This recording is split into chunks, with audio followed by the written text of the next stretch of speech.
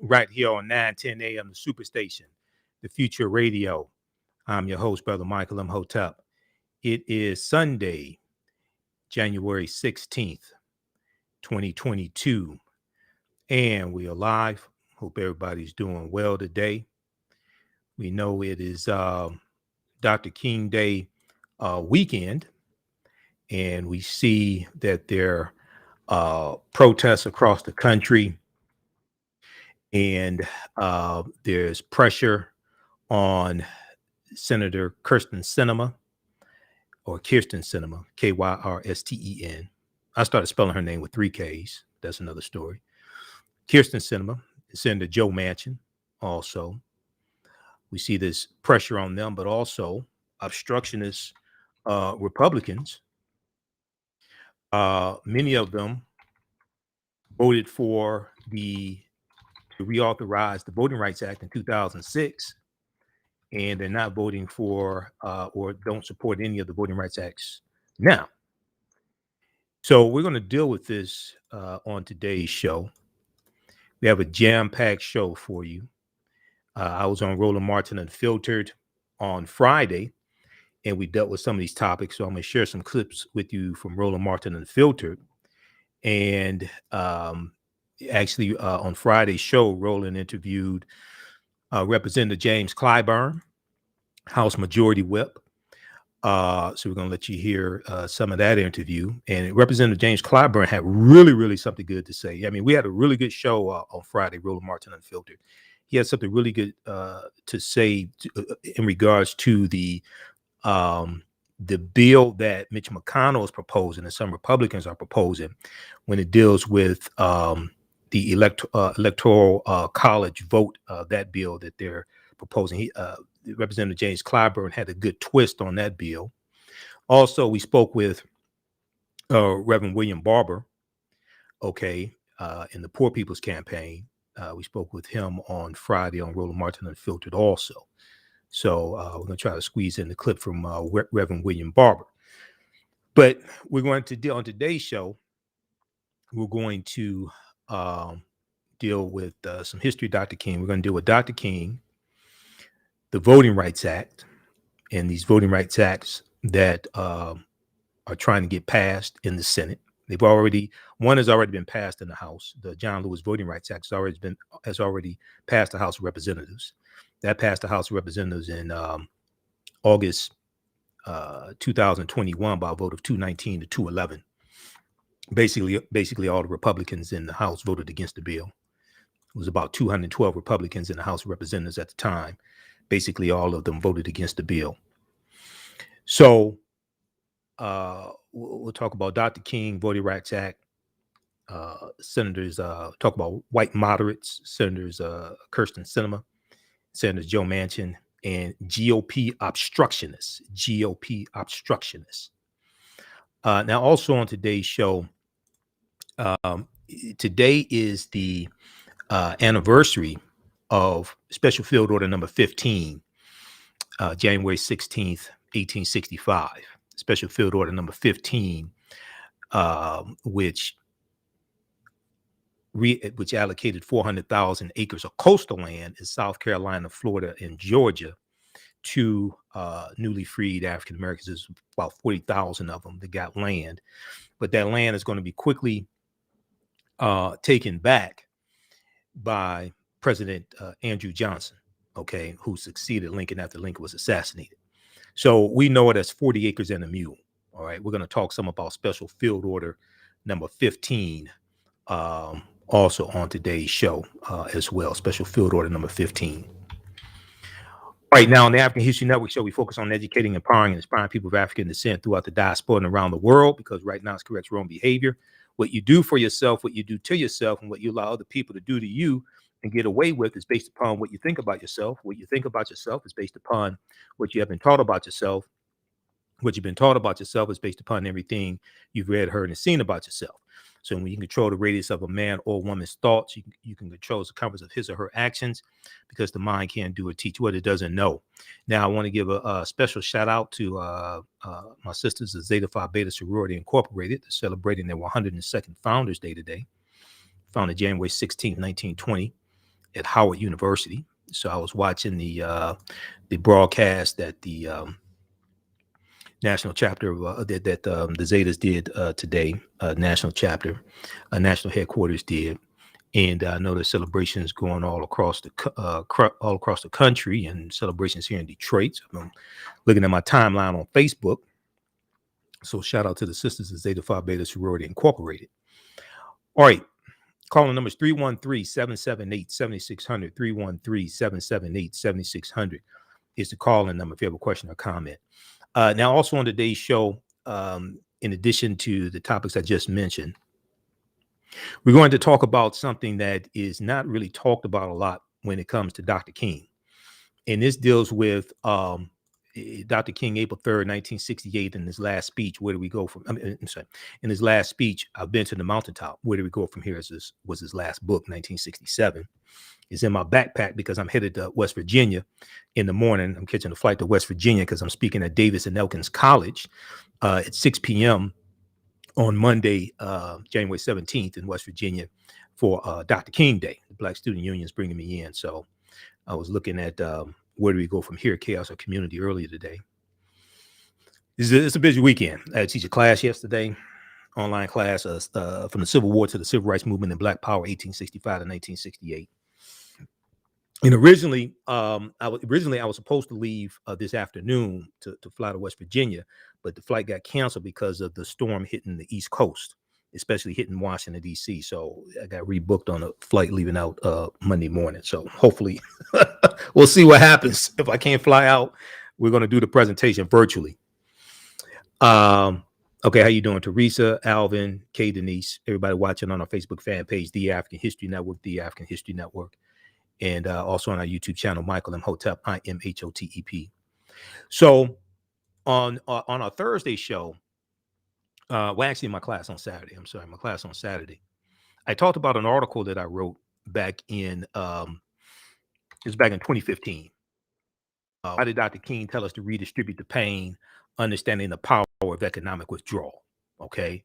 Now, redistribute the pain is a phrase that he used in his speech, April 3rd, 1968, the day before he's assassinated. And he talked about economic pressure and economic withdrawal strategies, especially there in Memphis, Tennessee, where he was speaking to the sanitation workers.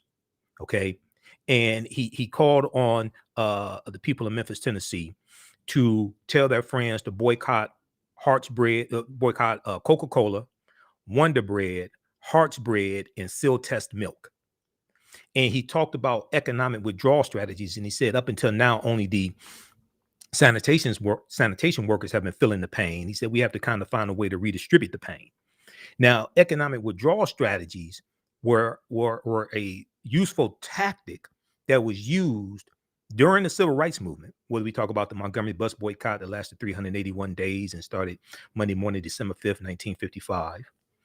And ended December 20th, 1956, because of the lawsuit of Browder versus Gale, which went all the way to the U.S. Supreme Court, the lawsuit of Browder versus Gale, which the U.S. Supreme Court ruled in favor of the African Americans there in Montgomery, Alabama, and ruled that segregation on the buses was unconstitutional. This is what actually ends segregation on the buses. Okay, it wasn't the Montgomery bus boycott, which was needed. It was actually the lawsuit that was filed February 1st, 1956 by attorney Fred Gray that goes all the way to the U.S. Supreme Court. But when we study our history, whether we talk about the Nashville, Tennessee economic boycott of the downtown business district in 1960, whether we talk about the Birmingham campaign and economic boycotts they have during the Birmingham campaign in 1963, whether we deal with the Baton Rouge, Louisiana bus boycott of 1953, which led by the Reverend T.J. Jemison, which serves as the template for the Montgomery bus boycott.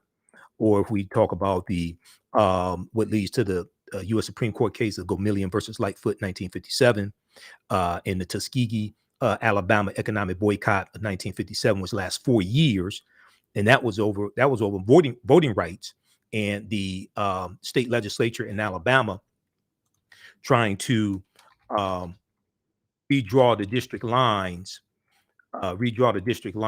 in Tuskegee, Alabama, and they tried to redraw the district in a way that would basically lock out almost all of the African Americans who registered to vote. Okay, this is in Tuskegee, Alabama. They launched an economic boycott that lasts 4 years, from 1957 to 1961. For some reason, and I'm listening to all the civil rights activists, from Reverend Al Sharpton to the voting rights activists, Latasha Brown and Cliff Albright. I'm listening to Martin Luther King III. All of them, love all of them. All of them tremendous sacrifice. But what I'm not hearing is putting economic pressure on corporations. And I'm trying to figure out why. I don't understand this. This is part of our history. Okay. So there was an article that I wrote back in 2015, and I updated it a little bit yesterday.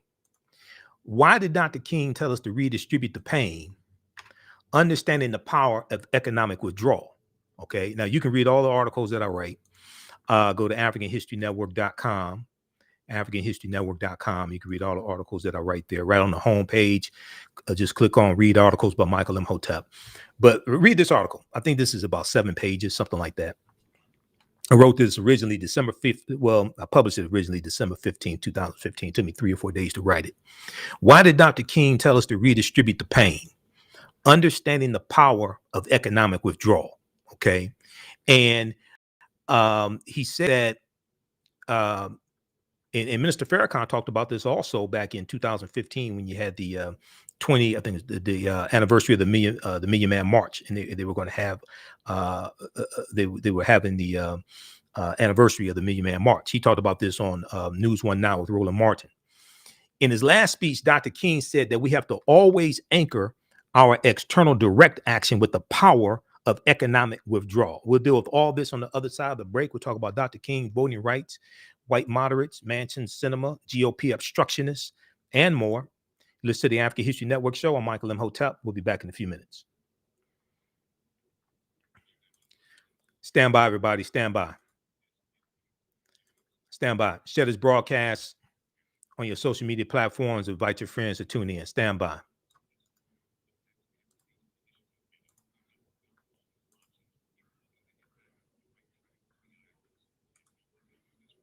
How's everybody doing? If you have to ask the question, why American history, not African history, you're on the wrong page.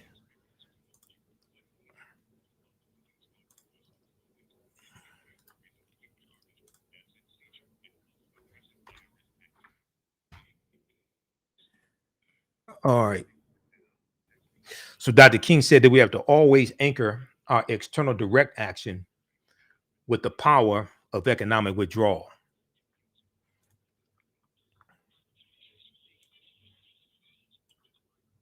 Stand by. Back from break in 4 minutes.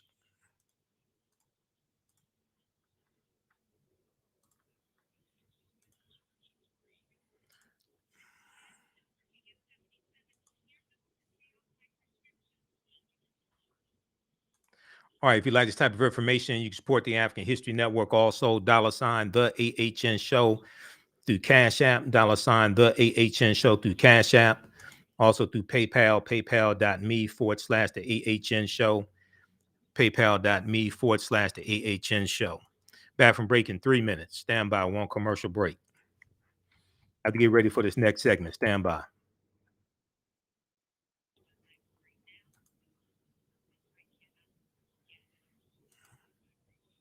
Also, visit our website, AfricanHistoryNetwork.com, AfricanHistoryNetwork.com.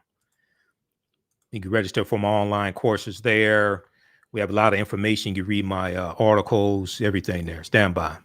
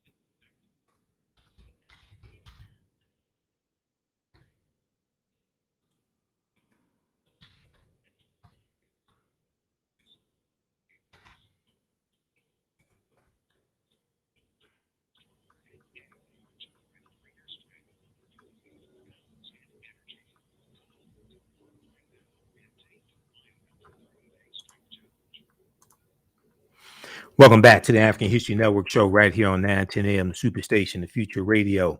I'm your host, Brother Michael Imhotep. It is Sunday, January 16th, 2022, and we are live. Hope everybody's doing well today.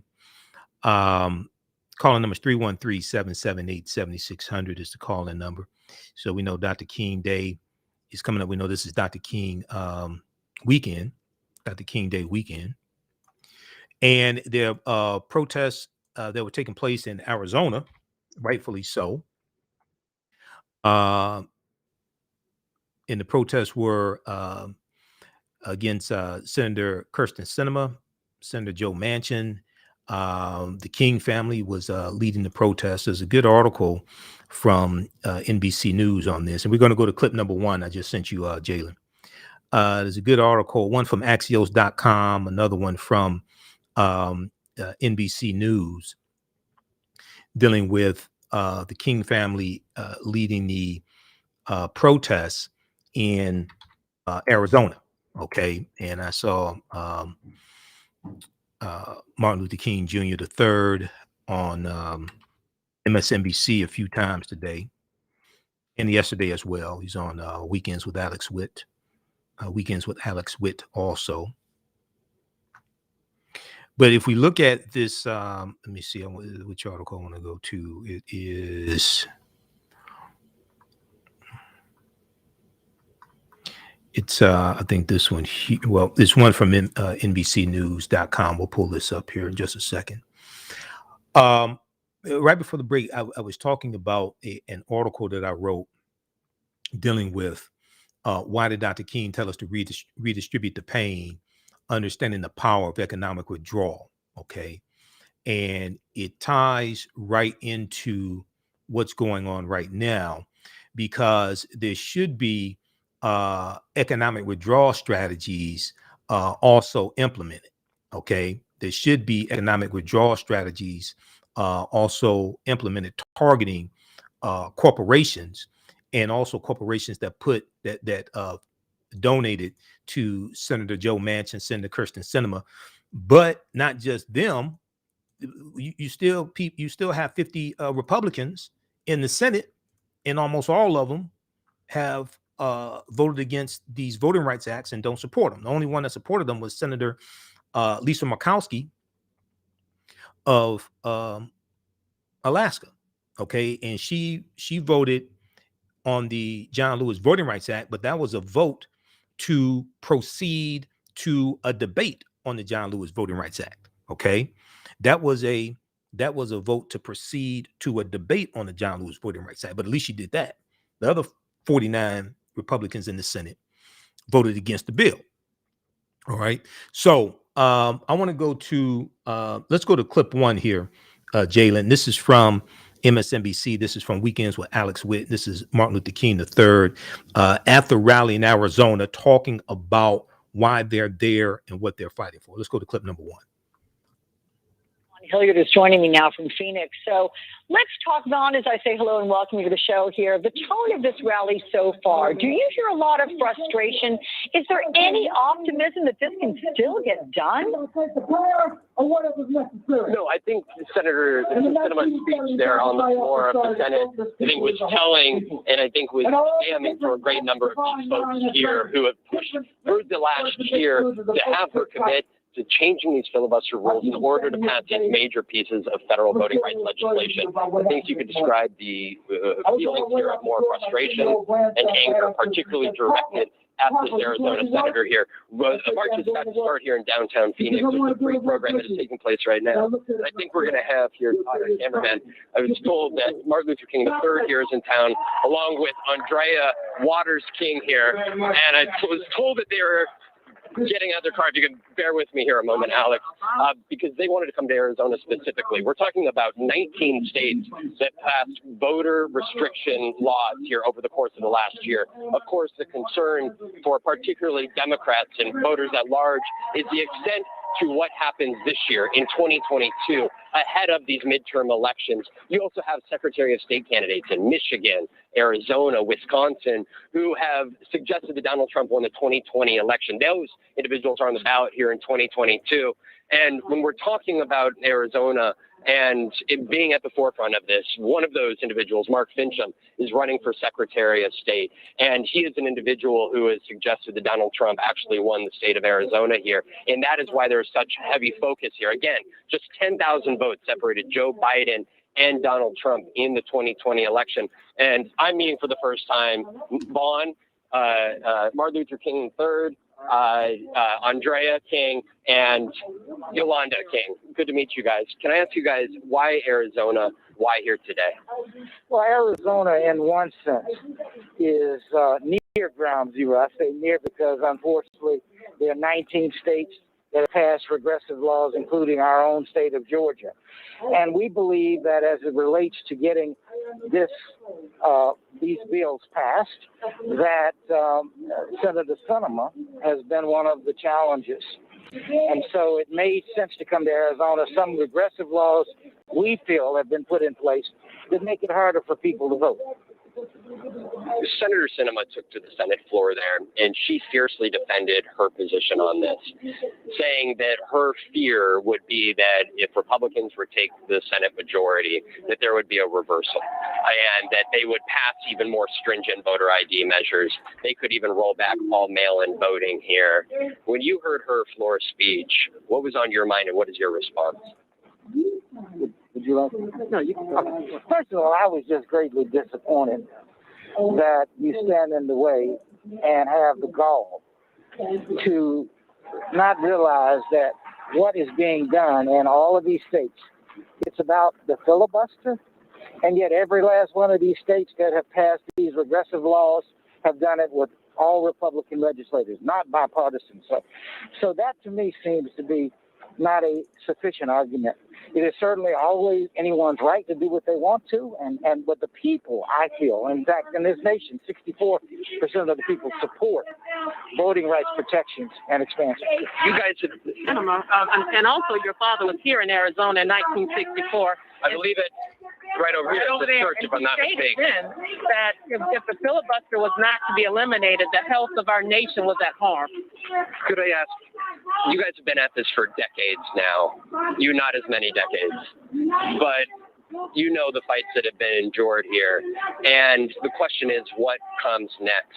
There's a very real reality that state legislatures in Michigan, Wisconsin, Arizona could pass more stringent measures even this year, but in 2023, 2024, where does this fight go from here? Georgia already passed its sweeping measure. Texas already the same. What do you tell the people around this country who are looking to get in on this fight that you guys are here today on behalf of? What do you tell them? Voices heard. That we have to have federal voting rights protections laws passed, and we must have them passed now.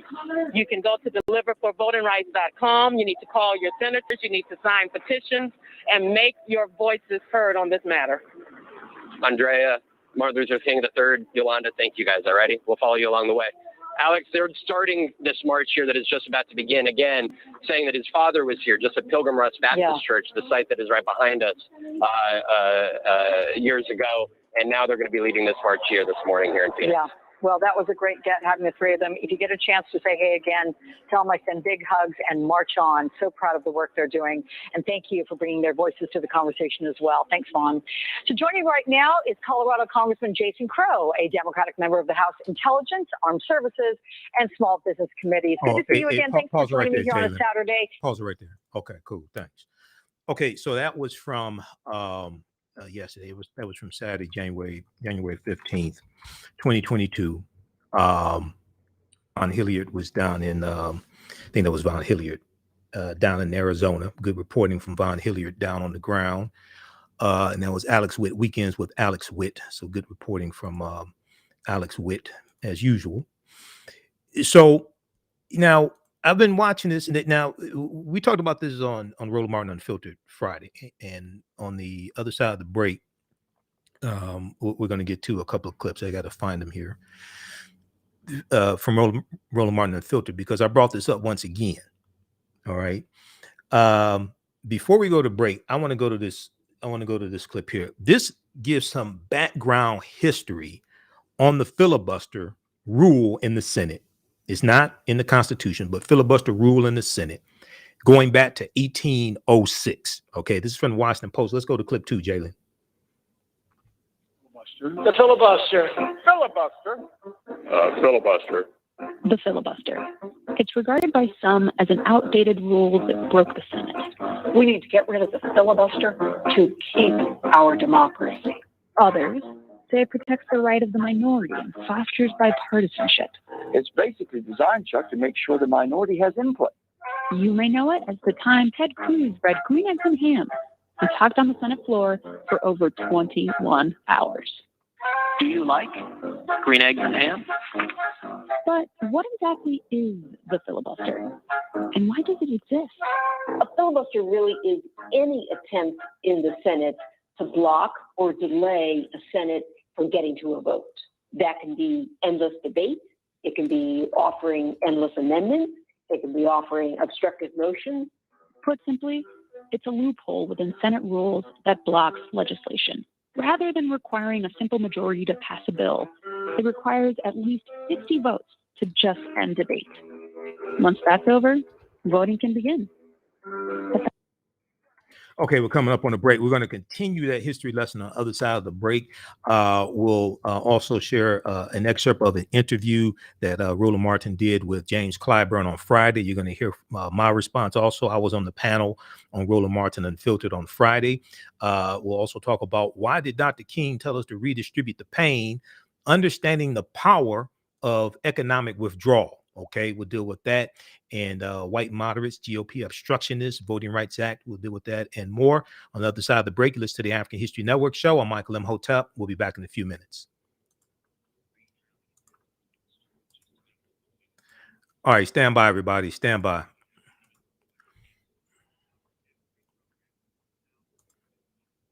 Share this broadcasting on social media platforms. Invite your friends to tune in. Stand by. Follow us on our Facebook fan page, The African History Network. Our YouTube channel, Michael Imhotep, IMHOTEP. All right, if you like this type of information, you can support the African History Network. $ the AHN show through Cash App. $ the AHN show through Cash App. Okay, am I freezing up? I shouldn't be freezing up.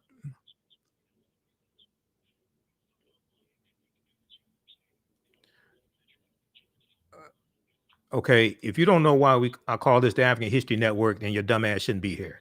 Don't come here with nonsense. Go troll somebody else. I don't have time for stupidity. Stand by, everybody. Just a bunch of simple Simon ass nonsense.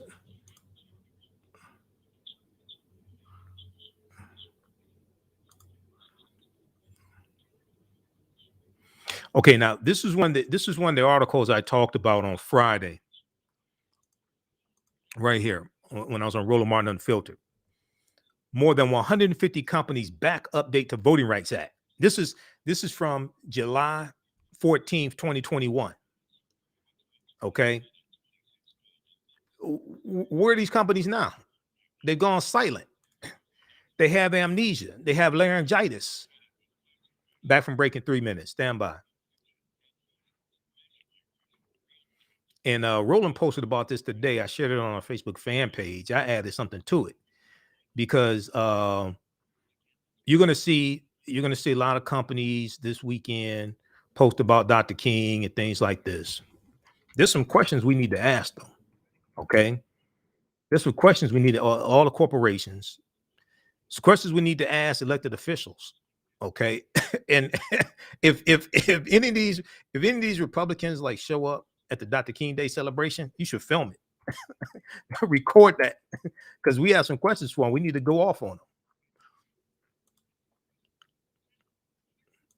Back from break in 2 minutes. Stand by, one commercial break. Okay. All right. If you like this type of information, also you can support the African History Network. $ the AHN show through Cash App. $ the AHN show through Cash App. We're 6 days a week. This helps us keep doing the research, stay on the air, keep broadcasting, pay some of the bills. Those cover expenses when I got to travel out of town, like I have to do tomorrow as well. Welcome back to the African History Network show right here on 9:10 a.m. the Superstation, the Future Radio.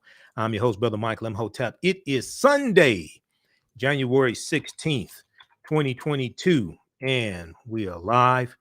It's been a very, very busy weekend. So I taught another installment of my class from the Civil War to the Civil Rights Movement and Black Power, 1865 to 1968 yesterday.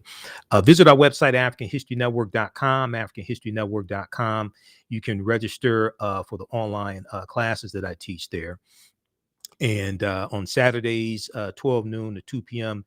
Eastern Standard Time, we teach from the Civil War to the Civil Rights Movement and Black Power, 1865 to 1968. Okay, it's a 10-week online class.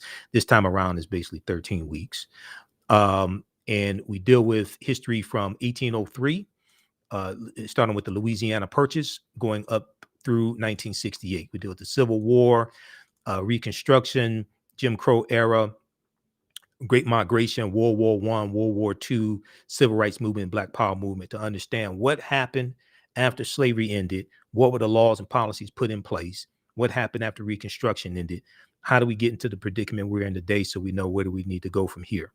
So the class is on sale now, $50, regularly $130.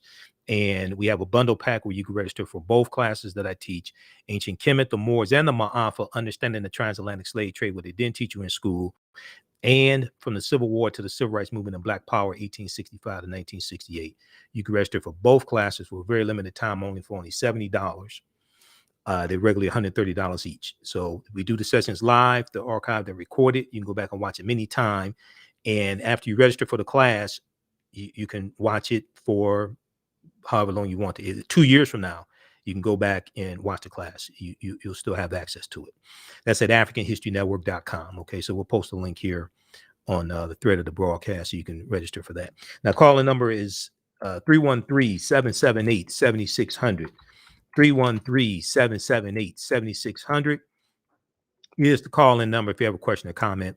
Also want to give a shout out to my sisters at Zeta Phi Beta Sorority Incorporated. They're celebrating their 102nd Founders Day today, founded January 16th, 1920 at Howard University. Okay. All right. So let me see. Let me post this link here. All right. So right before the break, we were I was sharing this piece from the Washington Post that deals with the history of the filibuster. And then during the break, those still watching on Facebook and YouTube, on my Facebook fan page, The African History Network, and our YouTube channel, Michael Imhotep, I was talking about this article from NBC News from July 14th, 2021. Now, you've heard me talk about this a number of times on my show and on Roland Martin Unfiltered. And I talked about it Friday. And my question is, do these companies have amnesia and laryngitis? So July 14th, 2021, NBC News had this article.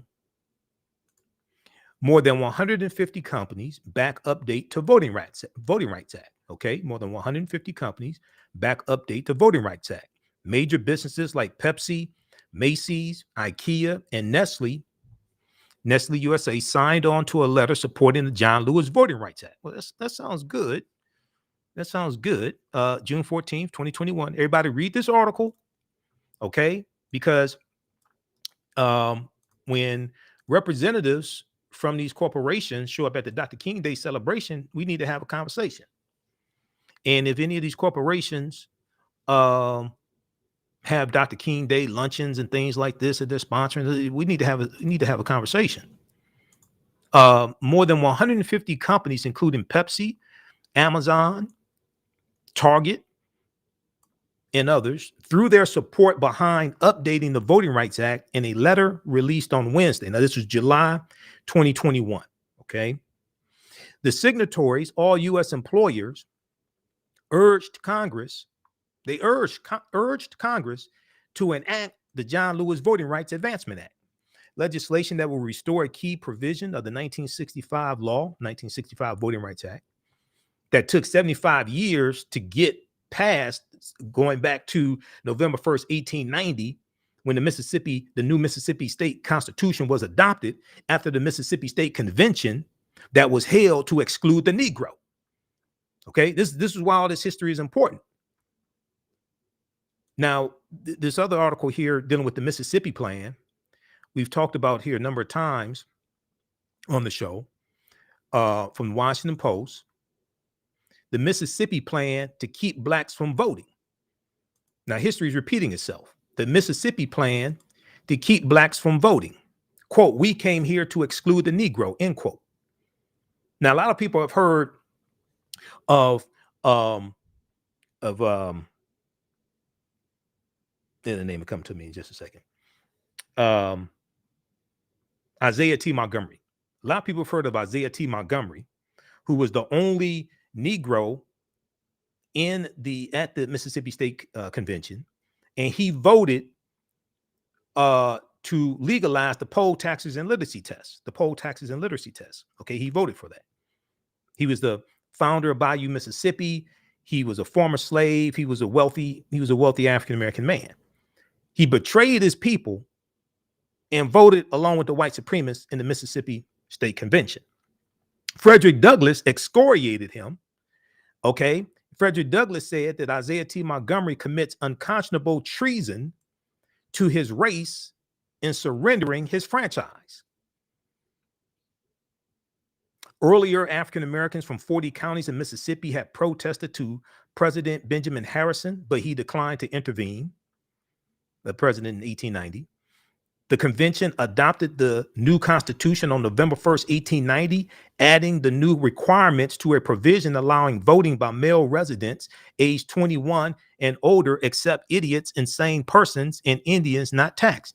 Well, half of Donald Trump supporters wouldn't be able to vote if you excluding idiots and insane persons. I mean, just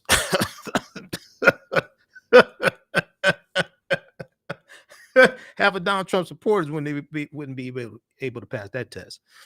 The Mississippi Plan to keep blacks from voting in 1890. We came here to exclude the Negro. So a lot of people know about Isaiah T. Montgomery, and I've said here on the show before that Senator Tim Scott, Black Tea Party Republican out of South Carolina, is probably a relative of Isaiah T. Montgomery. But a lot of people don't know about Solomon Saladin Calhoun. Solomon Saladin Calhoun was the convention president of the Mississippi State Convention. He was a White County judge. He presided over the Mississippi State Convention in August 1890, and he said, let's tell the truth if it bursts the bottom of the universe. He said, we came here to exclude the Negro. We came here to exclude the Negro. Nothing short of this will answer. So why would white people in South Carolina, especially these white supremacists, okay, these white Democrats at the time, because this is before the party realignment that was completed in the late 1960s, before that happened, but it goes back to the party realignment, goes back to the Lily White movement in 1928, when Republicans tried to get Southern segregationist Democrats in 5 former Confederate states to vote for Herbert Hoover as the Republican candidate for president. It was a Southern strategy, and it worked. It was a Southern strategy, and it worked.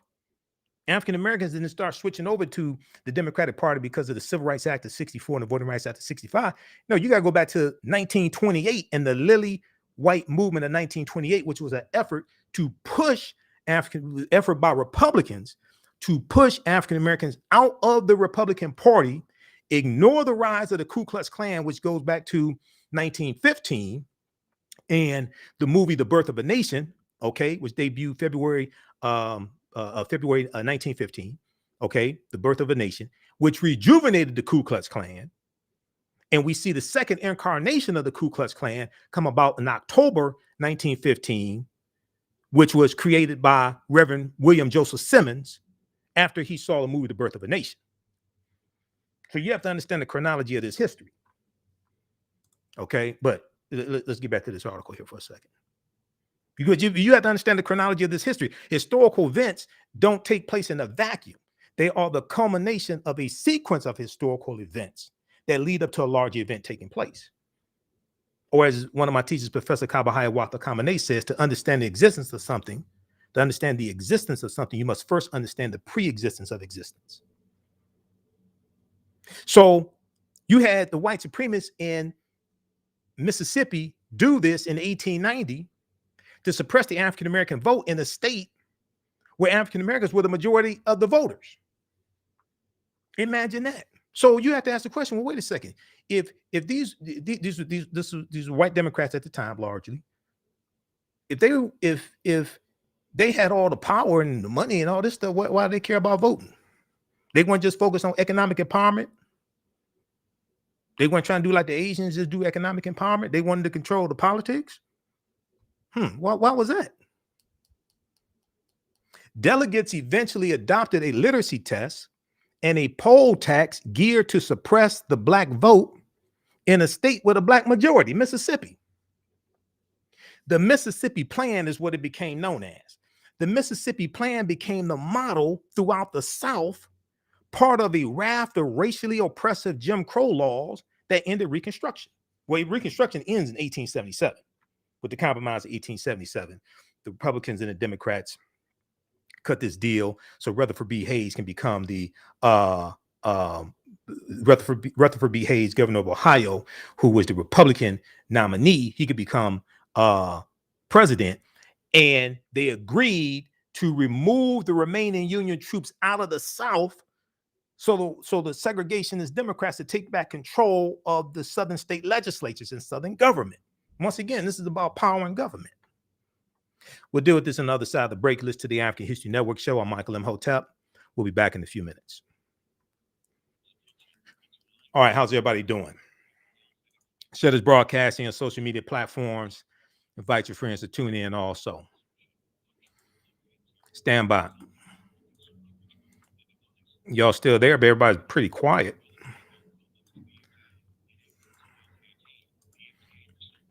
All right. Now you can still register for the online courses I teach on Saturdays and Sundays, where we get deep into this information.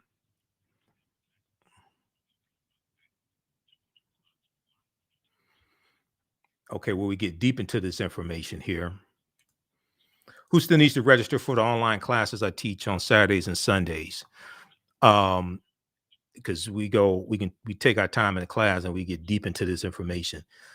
From the Civil War to the Civil Rights Movement of Black Power, 1865 to 1968, in ancient Kemet, the Moors, and the Ma'afa, understanding the transatlantic slave trade, what they didn't teach you in school. These are both 10-week online classes. This time around, we went a little more than 10 weeks. I do a PowerPoint presentation. We have book references, articles, video clips. We get deep into the information. How you doing, Ruby? How you doing, Joya?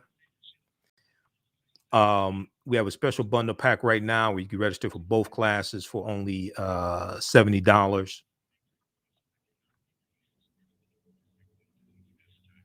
So I'm gonna post a link here. Let me see.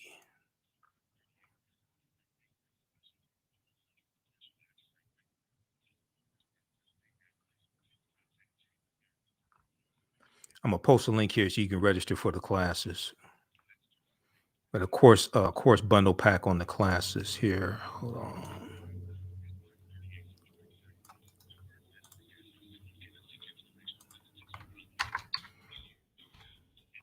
I stand by, back from break in 2 minutes.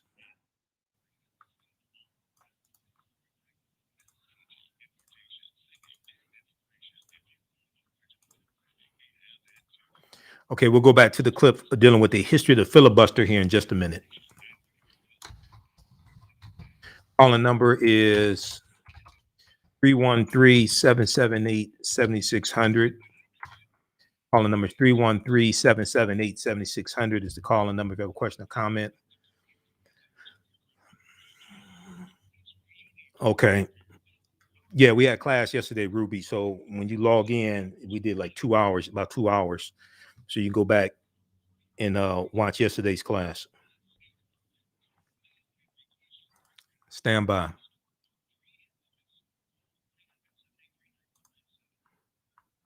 Welcome back to the African History Network show right here on 910 AM, the Superstation, the Future Radio. I'm your host, Brother Michael Imhotep. It is Sunday, January 16th, 2021, and we are live. Okay, I want to go, so right before the break, we were dealing with some background history, dealing with the Mississippi State Convention of 1890, which they held to rewrite the state constitution of Mississippi, to impose poll taxes and literacy tests, to suppress the African American vote in a state where African Americans were the majority of the population and the majority of voters. This is in 1890.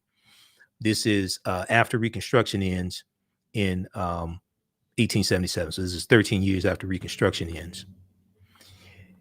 All the other southern states are going to adopt strategies like this. Louisiana in 1898, South Carolina 1895, Alabama 1901, etc. Okay, this is why you needed a Voting Rights Act of 1965.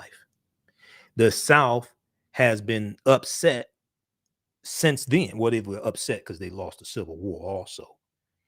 Okay, but the South has been largely enraged because of the Voting Rights Act of 1965. So let's go back to this clip here from the Washington Post, Jalen. This deals with the history of the filibuster. Let's go back to this clip. The filibuster came to be, we believe, because of an unintended consequence of a very small change and cleanup of the Senate rule book in 1806. You can blame that on Aaron Burr. Just a year earlier, Vice President Burr, freshly indicted for murdering Treasury Secretary Alexander Hamilton in a duel, told the Senate they had too many rules. The Senate responded by eliminating a rule that could have been used to cut off debate, opening the door for lawmakers to talk for hours to delay proceedings. For years, business went on as usual, until one senator wised up and decided to exploit the change. In the 1840s, Senator John Calhoun took the opportunity to block bills he feared would diminish the power of slaveholding states by talking for hours on end. Some senators took notice of the tactic, and decades later, the act of endless debate became more common, ultimately earning the name filibuster. The name actually comes from a Dutch term for pirate, which is pretty appropriate given that a filibustering senator is essentially taking the Senate captive. Get dressed. We're going to have company. Politicians on both sides of the aisle were frustrated that a single senator's never-ending speech could destroy legislation supported by the majority. So in 1917, at the urging of President Woodrow Wilson, Senate Rule 22 was adopted. It allowed the Senate to end debate with a 2/3 majority vote, also known as a cloture. This was later reduced even further to a 3/5 vote. Even still, long-winded talks were very much possible. The record for the longest single-person filibuster is held by South Carolina's Strom Thurmond, who tried to stop the passage of the 1957 Civil Rights Act. He went on and on for over 24 hours and failed to convince a single senator to change their vote. Fast forward to today, the filibuster is now more common than ever. But unlike the old days, they're rarely passionate, hours-long speeches. And I'm going to stay right here and fight for this lost cause, even if this room gets filled with lies like these. Regardless of opposition senators' intent in voting against cloture, the outcome more often than not is just deadlock, that these issues just remain on the agenda year after year, and in fact never get to a vote beyond the procedural vote on cloture. Both Democrats and Republicans have toyed with eliminating the legislative filibuster over the years. One way to do that is the complicated nuclear option, when senators override an existing rule, like the number of votes needed to end debate. The term the nuclear option is applied to one route or one procedural path to abolishing the filibuster, meaning lowering the threshold of requiring 60 vote closures down to, say, 50 or simple majority. Harry Reid used the nuclear option in 2013. clearing the way for executive branch nominees to reach approval with a simple majority. Time to get the Senate working again. Mitch McConnell followed up in 2017 by extending the simple majority vote to Supreme Court nominations. When Democrats used it in 2013, the opposition, the minority party, threatened to say, if you use this particular procedural route, we are going to blow up all the other bridges inside. Every time you need consent from a member of the other of all 100 senators, you're going to object. We're going to make your life so miserable, it's going to be like nuclear war.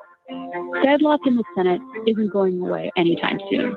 And whatever the future may hold for the filibuster, it's likely to remain a point of contention, regardless of who's in power. Okay, you can pause right there. Okay, cool. All right, so that is from the Washington Post. It's a video they have on YouTube. Filibuster history: how one small change in 1806 started it all. Then you also have John Calhoun as well in the 1840s. This is an article I talked about Thursday. I think it was Thursday. Thursday on our show Thursday. So if you missed our Thursday show, go back and watch that, and I'll be rebroadcasting that on Monday also. Kyrsten Sinema's opposition to filibuster reform rests on a myth. So Senate rules are fostering obstruction, not bipartisanship. This is from January 13th, 2022. It's a good interview with Norm Ornstein. Norm Ornstein is a political scientist at the American Enterprise Institute, and he has emphasized, however, the belief that the filibuster fuels bipartisanship is one of many myths about the rule. The filibuster requires most bills to get 60 votes in order to proceed in the Senate, but it's often used as a tool to obstruct legislation, not foster it. Okay, so read this article here and go back and watch our Thursday show from Thursday, January 13th, because we dealt with this article and dealt with this more then. Okay, calling number is 313-778-7600. 313-778-7600 is the call-in number if you have a question or comment. Now, there was a good article also from NBC News from Saturday. This dealt with the MLK's family rallies in Arizona to push for voting rights. Okay, to push for voting rights. And you heard the clip there that we played. Von Hilliard was on the ground interviewing Martin Luther King III and his wife, Andrea King. As the nation prepares to mark the birthday of Reverend Dr. Martin Luther King Jr., some members of his family are spending time in conservative-leaning Arizona to mobilize support for languishing federal voting rights legislation. Martin Luther King III, his wife Andrea King, and their daughter Yolanda Renee King, who's 13 years old, took part Saturday, January 15th, in an on-the-ground campaign for voting rights in Phoenix. They marched with local activists and supporters from Pilgrim Rest Baptist Church, a predominantly Black church, and speak about the importance of no celebration without legislation. No celebration without legislation. Okay, now, for Dr. King Day, we should be teaching the history of Dr. King, teaching the history dealing with voting rights, these laws and policies, and why this is so important. Okay, we'll deal with this on the other side of the break. And then also, I'm going to go to this Facebook post that I did today regarding corporations that want to quote Dr. King on Dr. King Day, as well as Republicans that want to do that as well. Listen to the African History Network show. I'm Michael Imhotep. We'll be back in a few minutes. Stand by. Back from break in 4 minutes. How's everybody doing? Share this broadcast on your social media platforms. Invite your friends to tune in. I will be in West Virginia on Monday. They have a way that you can watch the presentation through Zoom. I'm going to record it, but we're going to post that information on our Facebook fan page, the African History Network. See if we can do that. The flyer is on our social media platforms. I'm speaking in West Virginia at Davis and Elkins College.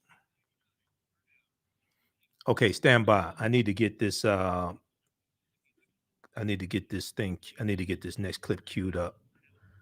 Okay.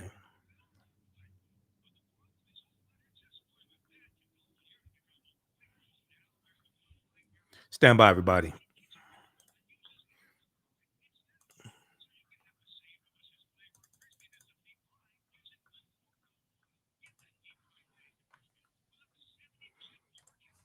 I need to get this next clip queued up. Hold on.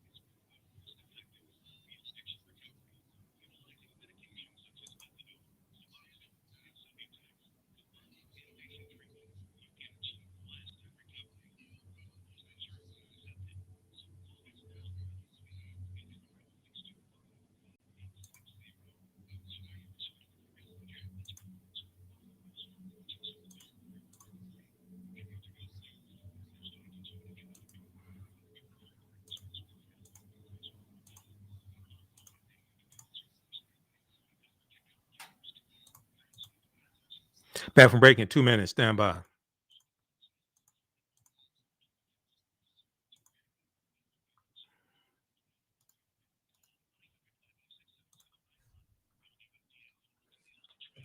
$910 AM Superstation, a division of Adele Media.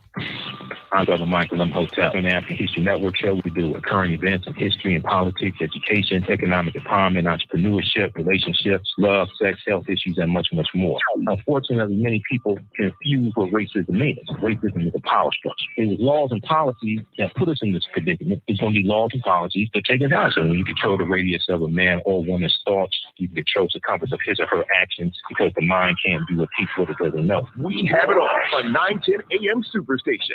The views and opinions expressed on any program are those of the producers and or the persons appearing on the program, and do not necessarily reflect the views and opinions of 910 AM Superstation or Adele Media.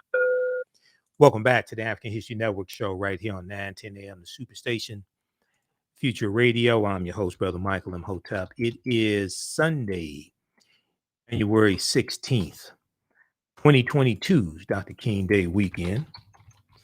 And as people commemorate Dr. King, I mean, this is a time to like really study Dr. King's writings, study his speeches, study history, study the historical context which all this takes place in. So Galen, I'm about to send you this clip here. This is from Roland Martin Unfiltered. This is an excerpt of the interview that Roland did with Representative James Clyburn. Okay. And we did this on Friday. Okay, so I'm about to send this to you. Cue this up. And we'll go to the phone lines in just a second here. So hold the line, Theo Broughton. Just hold on. I want to go to this Facebook post. Okay, I think Lori's telling me tech director will stream it from the college YouTube channel. Okay, because Lori's the one inviting me to Davis and Elkins College. So okay, so we'll post that link on our website so you can watch my presentation, because the event is Monday, January 17th, 6 p.m. to 8 p.m. I think it's Eastern Standard Time. We'll get that on our website, AfricanHistoryNetwork.com. Okay, and we'll post a link there also. So today, Roland Martin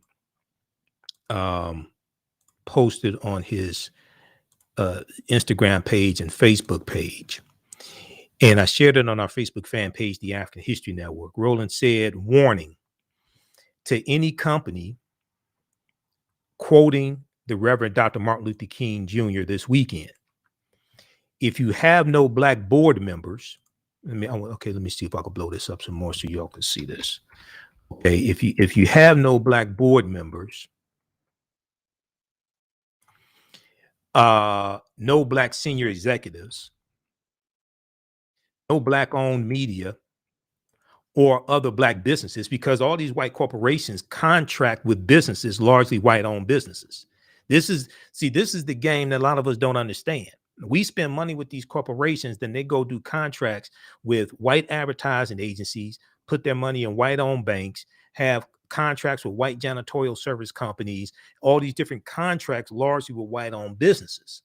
This is why one of my teachers, Dr. Claude Anderson, has been saying for years, we have to renegotiate our relationship with corporate America and get a bigger piece of that pie that's going to contracts with corporations, not government contracts. Yes, government contracts, but contracts with corporations. If you have no black board members, no black senior executives, don't support black owned media or other black businesses, we're going to drag you behind on social media for pimping the legacy of Dr. King. That's true. And we need to start with not just Dr. King, but also John Lewis. Okay? Because you can't sign on to a letter in July 2021, saying that you support the passing of the John Lewis Voting Rights Act.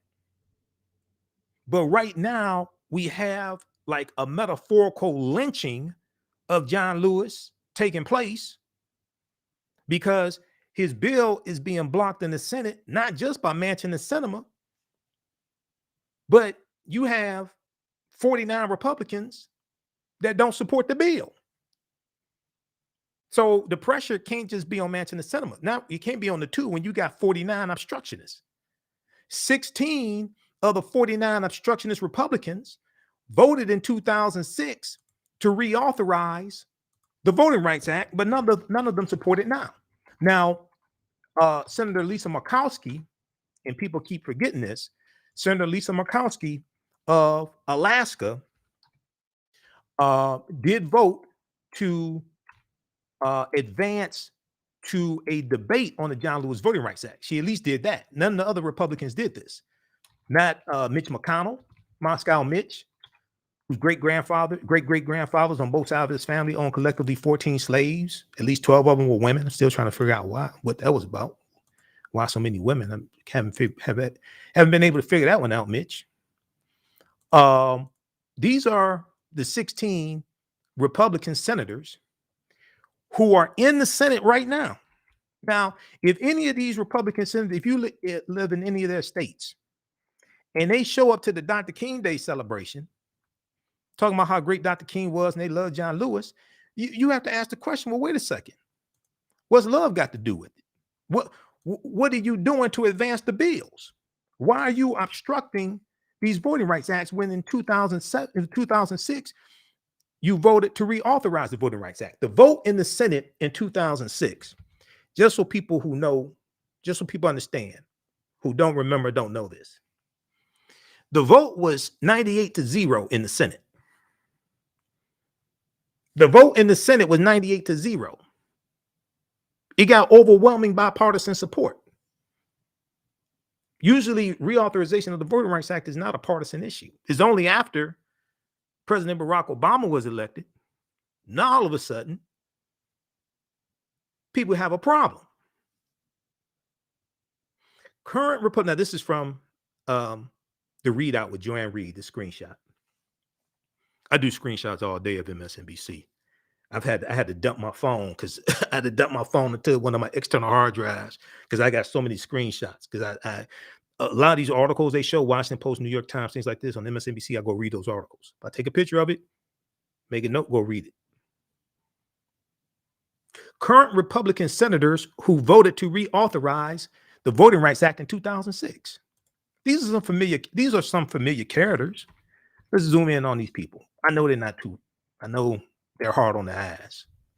Okay, I know it's. I know they're hard on the eyes, but just bear with me, okay? Moscow Mitch McConnell, Senator Chuck Grassley, who's about 120 in Iowa, Senator Chuck Grassley, who's running for re-election. Okay, you got let me zoom in on this. Senator Richard Shelby, who used to be a Democrat, Richard Shelby. Susan Collins, concerned Susan Collins of Maine, she's so concerned. Richard Burr, North Carolina. John Inhofe, punk ass Lindsey Graham, spineless Lindsey Graham, South Carolina. So Lindsey Graham in 2006 voted to reauthorize the Voting Rights Act. Lindsey Graham is silent largely on this act here. You have Mitch McConnell. They're following the lead of Moscow Mitch. So Mitch McConnell said it's a GOP power grab, while you have Republicans in state legislatures putting in place mechanisms to overturn election results and operating based upon the big lie pushed by Benedict Donald, the traitor in chief. You got Senator John Thune, Senator John Cornyn of Texas, Senator Marshall Blackburn of Tennessee, Senator Roy Blunt, who's retiring of Missouri. He could at least have a spine. Senator John Boozman, Senator Shelley Moore Capito. What state is Shelley Moore Capito from? West Virginia. West Virginia is a very red state. Donald Trump won West Virginia in 2016 and 2020 by 40 points. Joe Biden got like 29% of the vote in West Virginia in 2020. Senator Jerry Moran, Senator Roger Wicker, Senator Mike Crapo. These are 16 Republican senators who are in the Senate right now, who in 2006 voted to reauthorize the Voting Rights Act, and they're not supporting any of these Voting Rights Acts now. So you have to ask the question, well, why? You have to ask the question, why?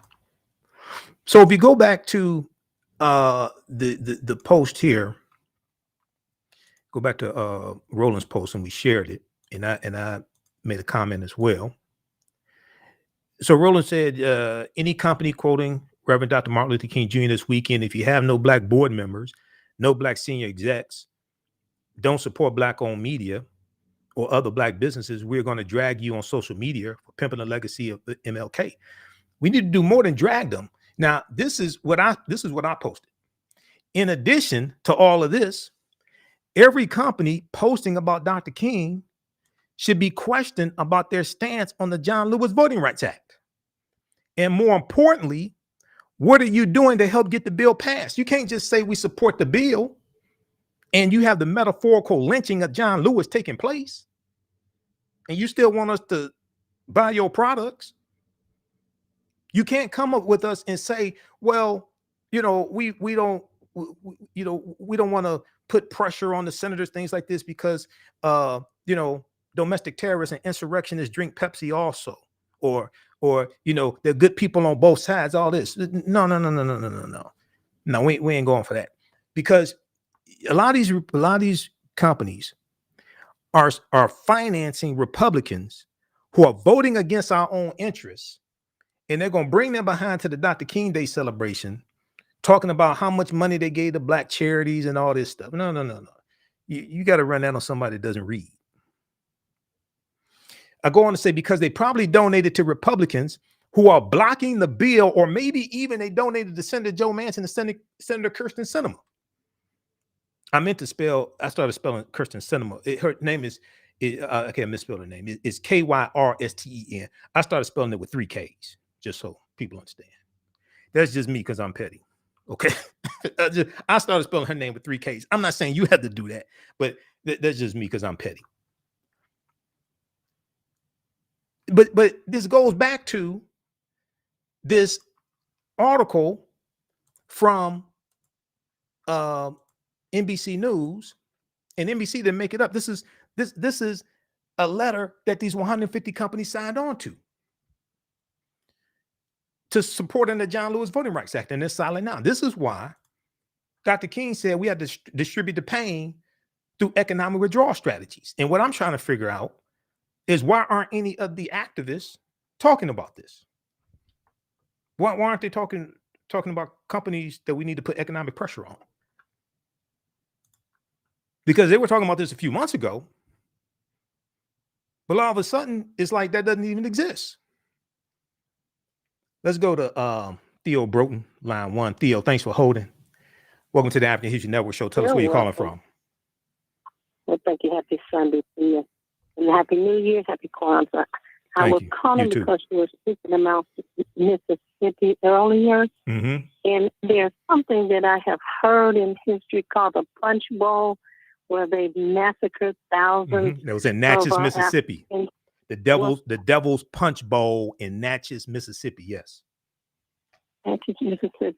Was that a practice to terrorize the Africans, to keep them on the plantation, or for what? Well, this is after slavery. This is after slavery ended, and it was like the Devil's Punch Bowl was like an encampment where they were kept, and a lot of them died. I'm gonna pull up some information here because I've talked about this before. The Devil's Punch Bowl. I think blackden.com has an article on this also, and I saw a video on this as well. This is in Mississippi, and people have to understand how upset the South was after the Civil War ended. Okay, not only were the former slaves freed, and most of the slaves were in the South. Okay, not only were they freed, but the South was largely destroyed, bridges knocked out, a lot of the land was destroyed, things like this. There's a piece from blackden.com. What's the Devil's Punch Bowl? What's the Devil's Punch Bowl? A USA concentration camp. What was the Devil's Punch Bowl? A U.S. concentration camp for black slaves. Okay, we'll talk about this on the other side of the break. Listen to the African History Network show. I'm Michael Imhotep. We'll be back in a few minutes.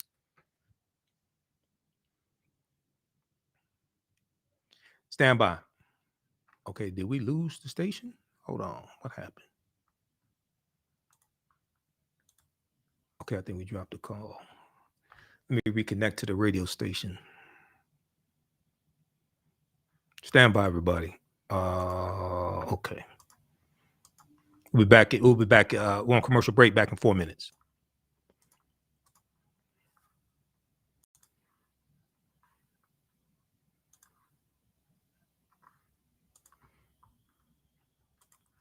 Let me call the radio station back. We dropped the call. We're on commercial break anyway, but we dropped the call.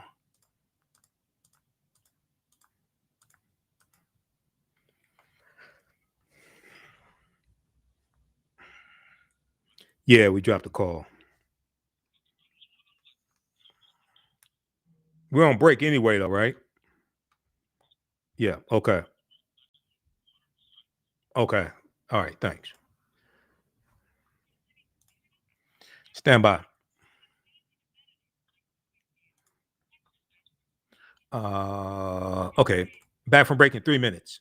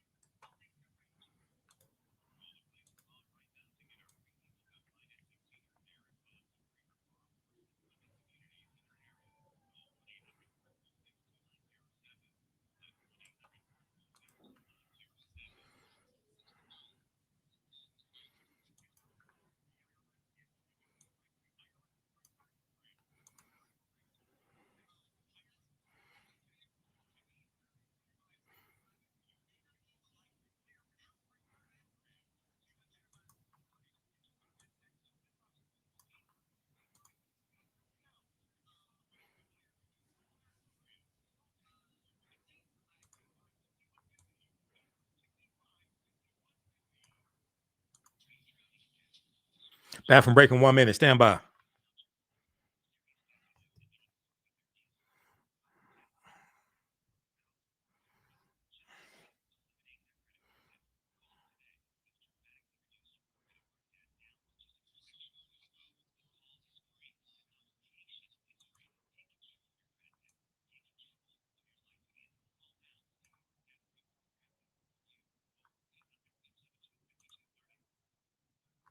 Welcome back to the African History Network show right here on 910 a.m. the Superstation, the Future Radio.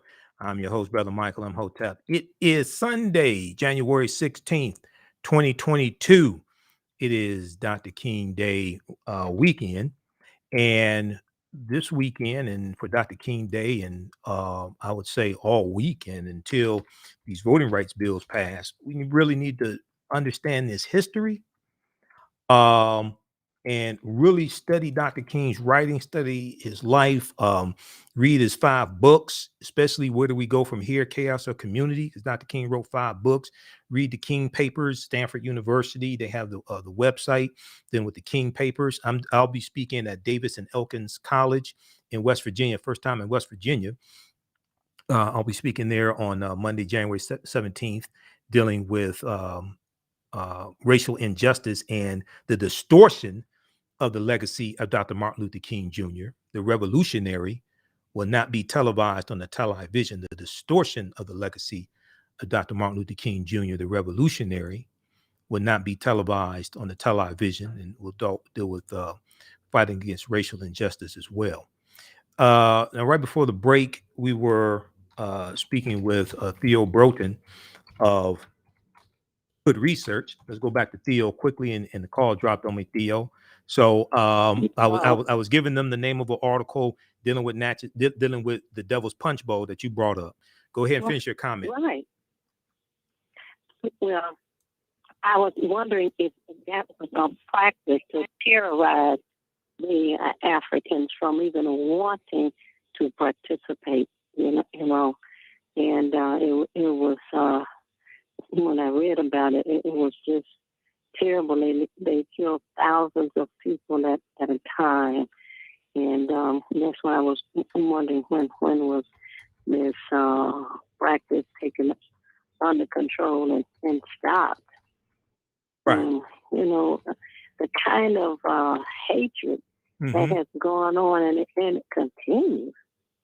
You know, when Martin Luther King was participating and organizing and strategizing for the bus boycott. There was a gentleman by the name of A.G. Gaston. We talked about him.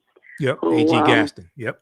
Spent a lot of the money to assist with that. And when they were bringing the bus company to its knees, the meeting that A.G. Gaston had with some of the gentlemen was, let us now buy the bus company. And they said, no. We got them where we want them. We want to make them let us ride on the bus front and back and up and down, all that. Theo, along with the bus boycott, the lawsuit of Browder versus Gale had already been filed February 1st, 1956. The goal was to test the constitutionality of segregation because they were trying to break the back of segregation and end segregation in Montgomery, Alabama. The goal wasn't to ride on the front of the buses. The goal was to test the constitutionality of segregation. This happened after the Brown versus Board of Education U.S. Supreme Court decision in May of 1954. So the attorneys like Attorney Fred Gray, people like E.D. Nixon, who was a past president of the NAACP, felt that segregation was unconstitutional, and they wanted to test this. This is why, along with the bus boycott, was the lawsuit that went to the U.S. Supreme Court. That was the goal. That's what that was all about. The bus boycott was what was the impetus to actually launch attacking the constitutionality of segregation. Right. Okay. And then after Gaston was trying to get them to purchase the bus company. And the men said no, they liked the fact that they had brought them to their knees by the boycott. So A.G. Gaston left, and of course we know how it turned out. What happened to him? Why didn't A.G. Gaston buy the bus company himself? Bombed his businesses, right? And they bombed A.G. Gaston's businesses. They bombed A.G. Gaston's businesses. Yes. Yeah. Well, they bombed Dr. King's house twice in 1956. Also, Dr. King during the Montgomery bus boycott, Dr. King's house was bombed twice in 1956. And also Dr. King tried to get a concealed pistol license in Montgomery, Alabama, which was the capital of Alabama in 1956 as well, because Dr. King owned guns until Bayard Rustin convinced him to get rid of his guns. So there's a lot taking place. But the reason why the bus boycott took place and they launched and they filed a lawsuit of Browder versus Gale, and the plaintiffs in the lawsuit, it's important for people to notice, there were 4 African-American females who were plaintiffs: Aurelia S. Browder, Claudette Colvin, Mary Louise Smith, and Susie McDonald. They were the plaintiffs in this lawsuit that went to the U.S. Supreme Court. They sued the mayor of Montgomery, Alabama, Mayor William A. Gale. They sued the police chief.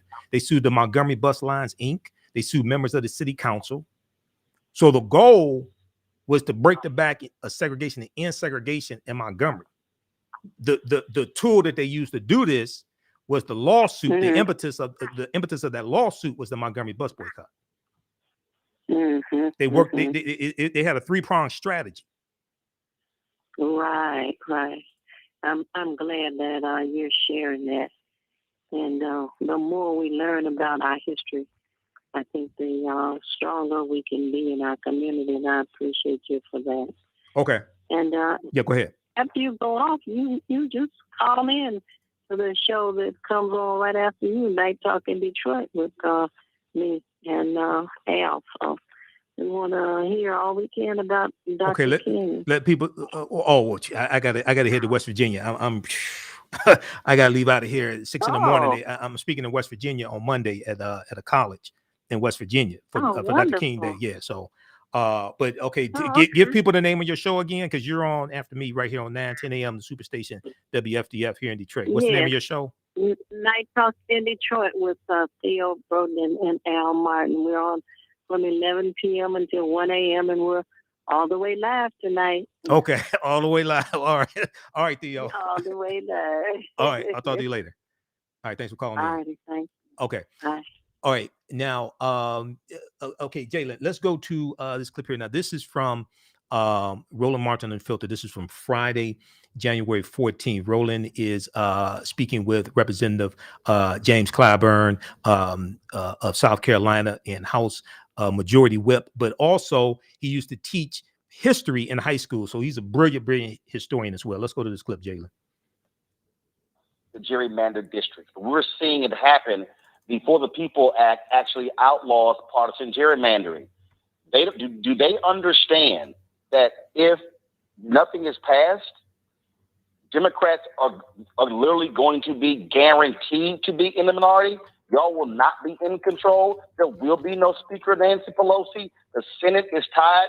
We know that the incumbent president often loses seats in a midterm. And so the actions of Sinema, Manchin, and a few of the Democrats could guarantee not just massive losses of their own party on Capitol Hill. It's going to lock in Republican rule on the state level for the next decade and even longer. I don't know. I mean, are they living in the same political world that we are? It must not be, because I think it's more than 10 years. I think it's a generation. You remember Lyndon Johnson said when he first signed in 1965 the Voting Rights Act, he said at the time that he knew he was signing away his party's dominance in the South for a generation. He was wrong about that. It's been more than a generation, and it's getting worse. And so I look back on history to be informed. I do believe that we have to look at our history. That's why I had the talks I had on the floor yesterday to try to say to people, I'm the 9th person of color to represent South Carolina in the United States Congress. The 9th. There were 8 before me. But between number 8 and yours truly was 95 years. 95 years.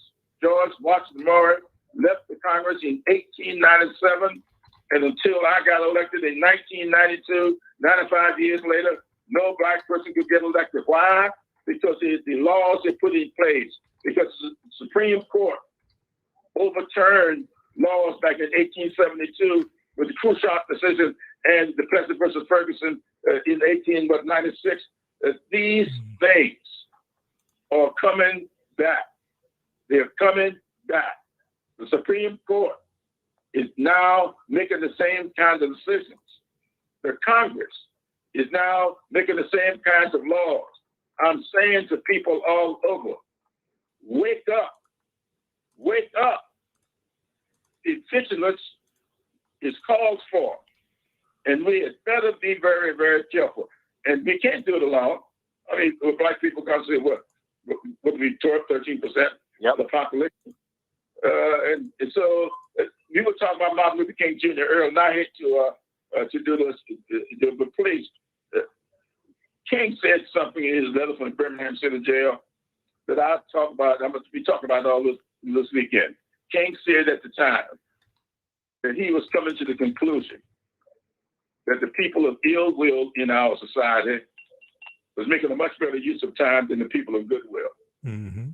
And he said in that letter that we are going to be made to repent in this generation, not just for the vitriolic words and deeds of bad people, but for the appalling silence of good people. It is time for the good people of this country to break their silence.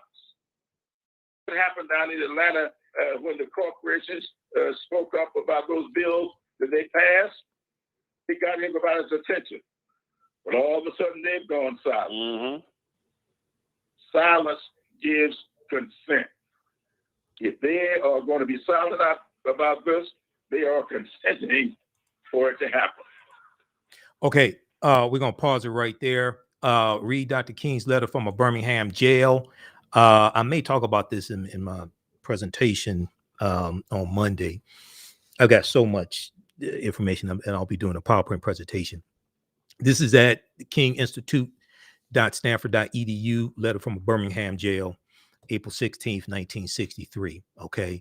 And we'll continue this on the other side of the break. That was Representative James Clyburn, House Majority Whip. He's also a brilliant historian as well. He was interviewed by Roland Martin Unfiltered on Friday, January 14th. I was on the panel. When we come back, you're going to hear my response. Listen to the African History Network show. We'll be back in a few minutes. Stand by.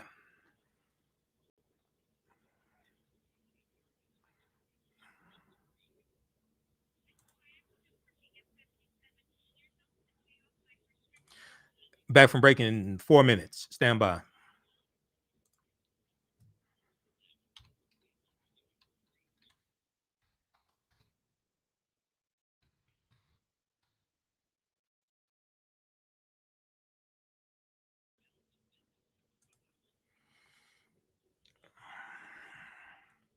Back from break in 4 minutes.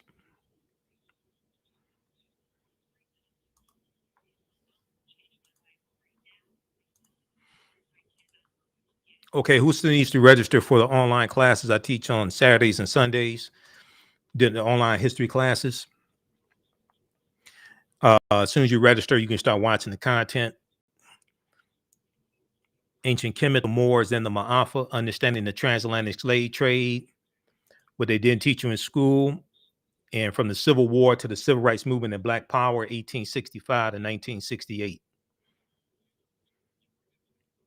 We have it at our website, AfricanHistoryNetwork.com. Stand by. You can register for both. We have a special discount. You can register for both classes right now for only $70. It's a $260 value. And we do the classes live. All the sessions are archived and recorded. You can go back and watch them anytime. Even after the class is over with, you still have full access to the course. All right. How you doing, John Ray? African American business owners, post name your business here on the thread of the broadcast. We'll let you know how you can advertise with the African History Network. Email us at AHNshow@AfricanHistoryNetwork.com. Stand by. Back from break in 2 minutes.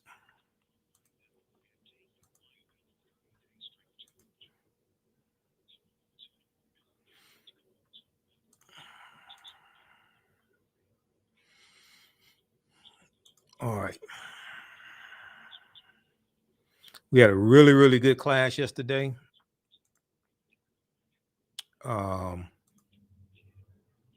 Did 2 hours.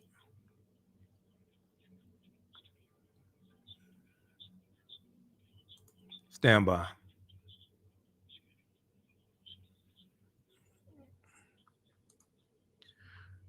Okay, let's see here. What's next?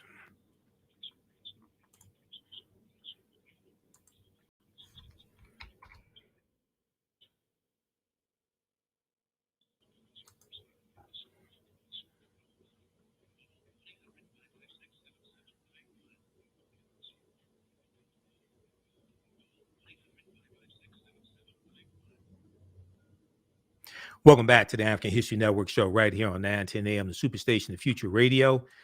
I'm your host, Brother Michael Imhotep. It is Sunday, January 16th, 2022. It's Dr. King Day weekend.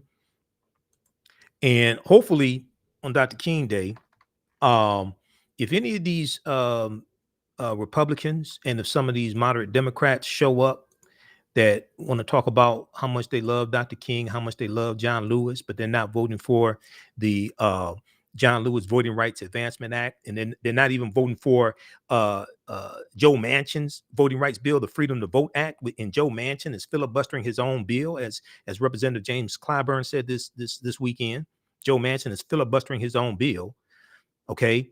If any of these people show up, they need to be called out on the carpet. We can't just let them come and sit and eat and smile and all this and say they love Dr. King and John Lewis as well. Well, you're destroying Dr. King and John Lewis's legacy, and actually you have a metaphorical lynching of John Lewis taking place. Once again, these are up on the screen. I know. I hope you're not eating right now. I know it's unpleasant to look at, but these are 16 Republican senators that are in the Senate right now, who in 2006 voted to reauthorize the Voting Rights Act, but they're not voting for any of the Voting Rights Acts now. And all this was after, see what really changed the game. This was before Donald Trump, President Barack Obama being elected, and this scared a lot of white people to death. And then when he got reelected in 2012, white people, these right Republicans attacked in 2013 with Shelby County versus Holder, U.S. Supreme Court case 2013 that gutted the Voting Rights Act, Section 5 of the Voting Rights Act. And what this did was this then within 24 hours of that decision coming down, what happened? States started passing new voter ID laws. Okay, we're going to go back to let's go back to this clip here from interview with Representative James Clyburn that Roland Martin did Friday, and then you're going to hear me. I'm on the panel, and then I want to go to this article here that I deal with in my online classes. This deals with how Jim Crow era laws suppressed the African American vote for generations, and their descendants are coming back to do it again now in the state legislatures. Let's go back to this clip, Jalen. Last question for you. I played a video yesterday of your fellow South Carolinian Senator Tim Scott, only Black Republican senator, who was very angry with President Biden's speech, saying he was offended as a Southerner. Why can't the president acknowledge how things have gotten better in America and things along those lines? And, you know, Senator Scott went on television and talked about why the George Floyd Justice Act didn't pass. And he said Democrats were trying to cut funding of police was a bridge too far. Yet he actually suggested in his own bill a year earlier to do the exact same thing. I asked him directly on text message about it 3 times. He's yet to respond. I asked his staff, yet to respond. Have you had conversations with him about this voting bill? I get it, he's a Republican, but so was Senator Edward Brooke, who understood the importance of the vote. Forgive me for saying this. I was texting back and forth with G.K. Butterfield today, and he sent me a copy of Everett Dirksen's speech. Back in, we were trying to pass the Civil Rights Act in 64, the Voting Rights Act of 65. Dirksen, working with Humphrey, they put together a bipartisan group, got over 70 votes to break the filibuster. And I said to him at the time, as I'm very familiar with this, my wife and I, when we were expecting our first child, and we were looking at names. I said to her, if it's a boy, I would love for the name to be James Everett Clyburn in honor of J. Everett Dirksen. So I'm familiar with all of that. Where are those talented, those kinds of people today? One of the best speeches I ever heard on the subject was a 1964 speech from J. Everett Dirksen, the Republican leader. So I would say to my colleague. And that speech took place on June 10th. We have it right here. It's June 10th, 1964. I would say to my friend, my colleague, to look up June 1964, look at J. Everett Dirksen's speech and tell me which member of the Republican Party sitting in the Senate can identify with that speech today. Are you telling me that there is no need for legislation to stop people from criminalizing, giving someone a drink of water while they're standing in line to vote? You telling me that there's no need for legislation to keep people from nullifying votes that they don't like? And that's what they're doing in Georgia? Come on now. You can go through those bills. And there's some more being offered today or yesterday.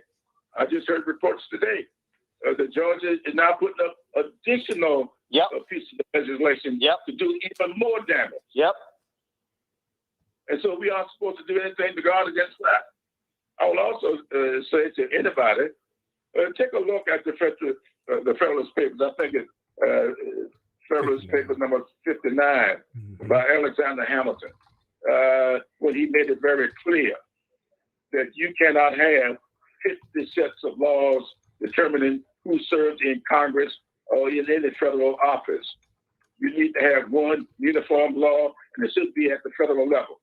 And so what we're trying to do, the people say, well, the states run elections. No, the states implement these elections, but they don't set the laws. The standard for elections must be set by the United States of America. And that's what Congress is all about. And Congress needs to step up to preserve these constitutional rights that rest in the United States Constitution. The 13th, 14th, 15th Amendments are being run roughshod over by these states, and it's up to the Congress to safeguard that constitutionally as well as the Federalist Papers. And I see you put that up, number 59. And read that, and you'll see in that it's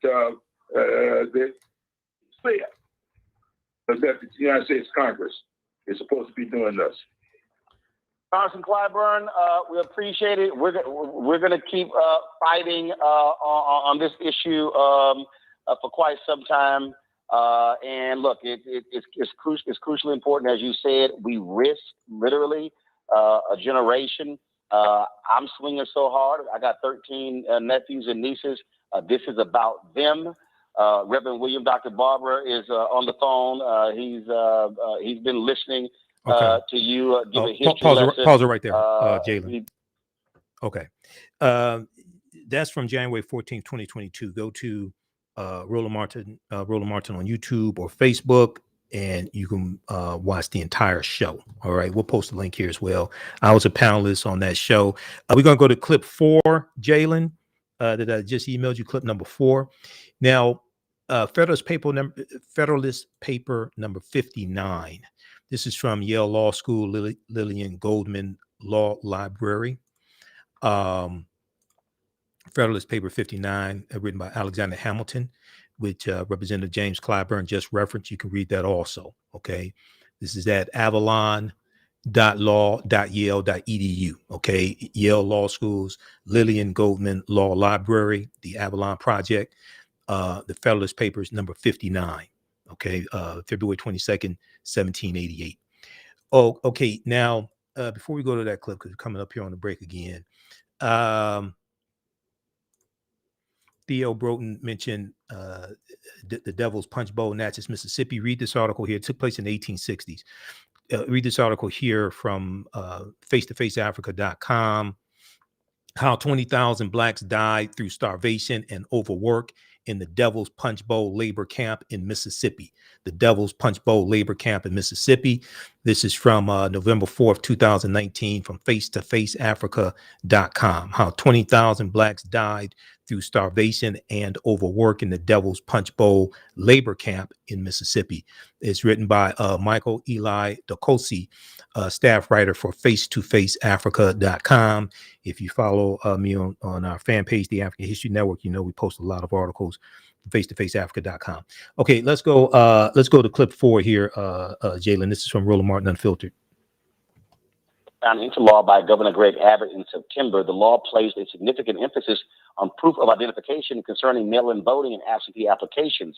It also prevents counties from sending out mail-in ballot applications to those who have not explicitly requested them. The law further asks people who intend to vote by mail to provide either a driver's license number or the last 4 digits of their social security number, and all the information has to be precisely the same. Now, voters can check their status by going to the Texas Secretary of State's website. You also heard there where Congressman Clyburn said Georgia, they're going to be adding more voting restrictions. Michael Imhotep is a host of the African History Network show. Kelly Bethea is communication strategist. Matt Manning, civil rights attorney. Matt, I want to start with you.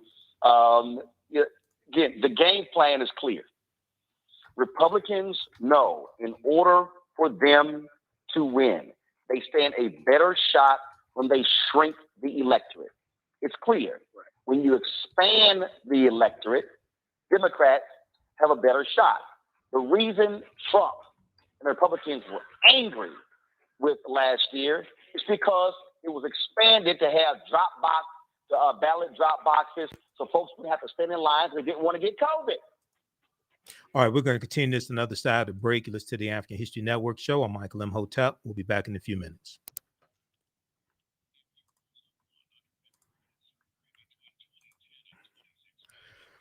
Stand by. Back from break in 4 minutes.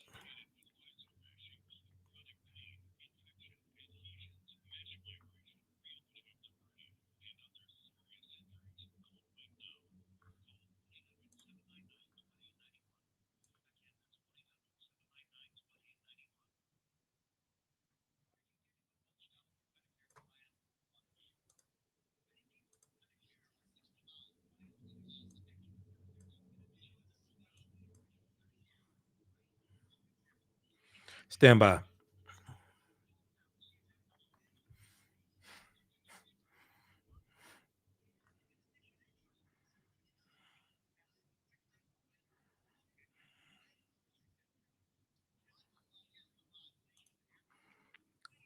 $59.20.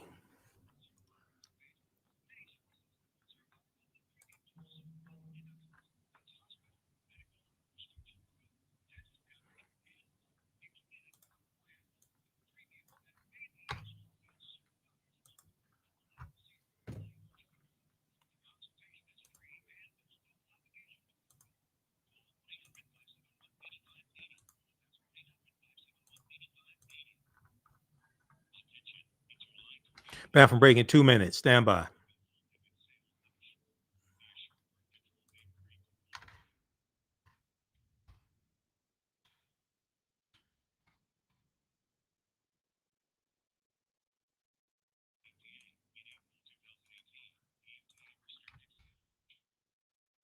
Coming up on the last segment of the show.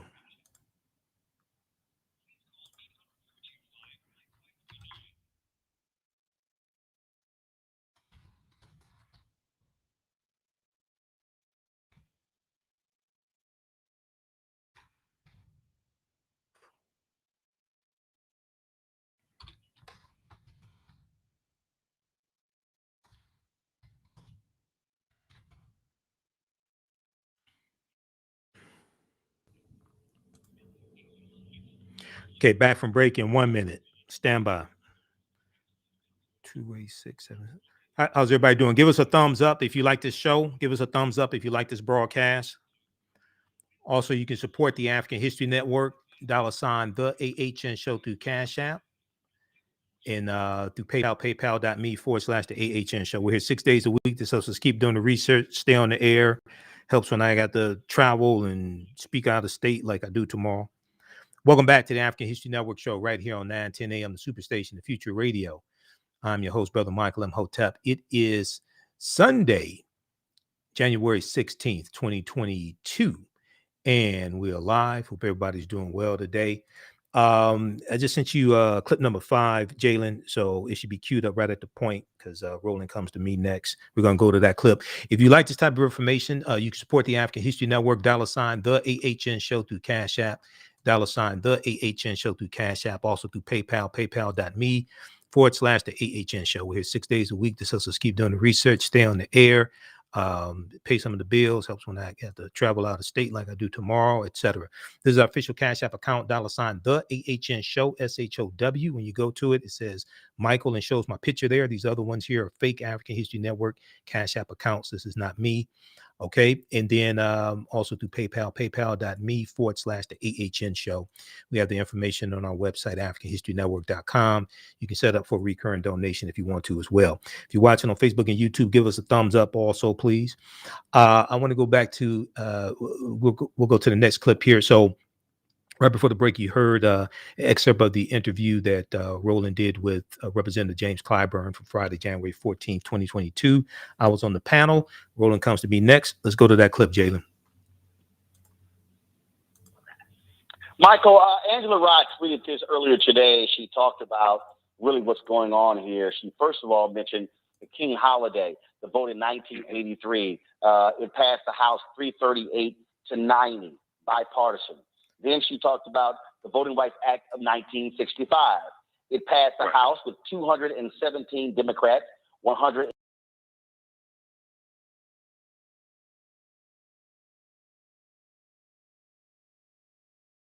Said 5 times since 1965, the Voting Rights Act had been reauthorized. In 1970, on the Senate side, it was 64-12. On the House, 237-132. In 1975, 77-12 in the Senate, 341-70 in the House. In 1982, it was 85-8 in the Senate, 389-24 in the House. In 1992, the Senate, 75-20 in the House, 237-125. In 2006, it was unanimous in the Senate. In the House, it was 390-33. But, this is interesting. This is what she tweets. Every reauthorization has been signed into law by Republican presidents. Then she said, what changed after the reauthorization in 2006? The election of President Barack Hussein Obama. And ever since that election, you saw the complete gutting of the efforts. And then when they sued, the Supreme Court beat back, ruled in favor of the racists. They immediately in 2013, they began, first of all, in 2010, when they took control of the legislatures, they put in place voter ID, other laws. Then they put the laws into place so to go to the courts, the conservative Supreme Court 5-4 gutted Section 4, and ever since 2013, these Republicans, oh my God, they have been like crazy, demented people on the streets yelling and screaming who need mental help when it comes to passing these bills, and they have done it consistently since 2013. Absolutely, Roland. A lot of this is a backlash to 2 terms of President Barack Obama.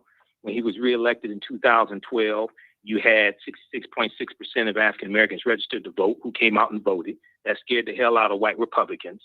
The percentage, that was the first time in history in the presidential election that the percentage of African Americans registered to vote who actually voted was greater than the percentage of white people who registered to vote that actually voted. They struck back. See, white people attack us, with the exception of January 6th, where it was a physical attack. White people attack us in the courts. And unless you understand law and politics, you don't see that coming in history. You don't see that coming. They attack us in the courts. No, hold on. No, you got to pause that. Because the reason they attack us in the courts It's because it was the courts that ruled Brown versus Board of Education 1 and 2. It was the courts that ruled against when it came to civil rights, when it came to voting rights. So they said,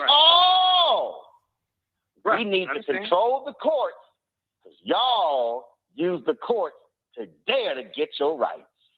Right. But it's also because of the longevity of a court decision. No. That's my point.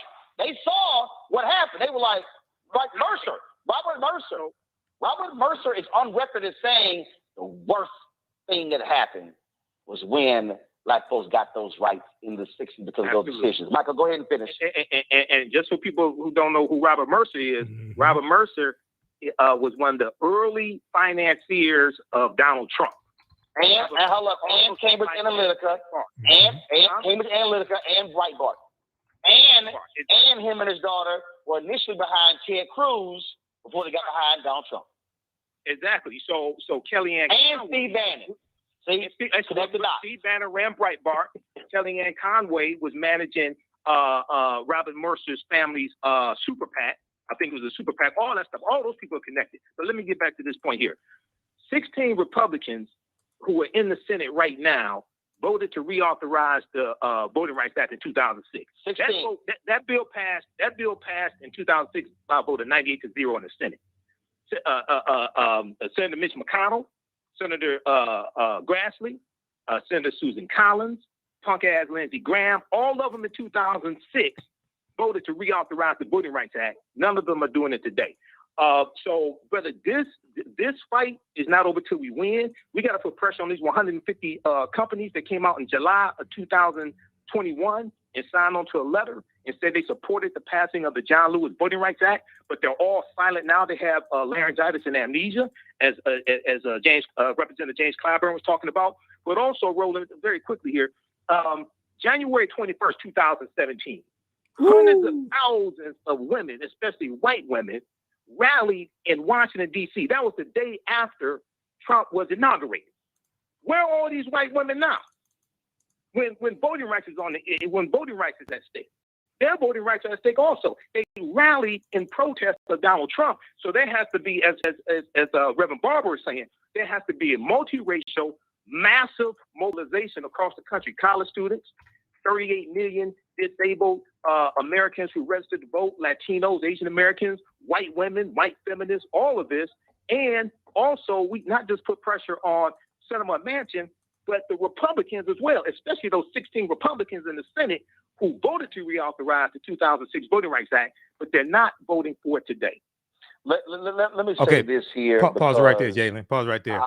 We had a hot show on Friday. Now, as African Senator as I am, this will be one of the few times where you hear me say that we need more white women.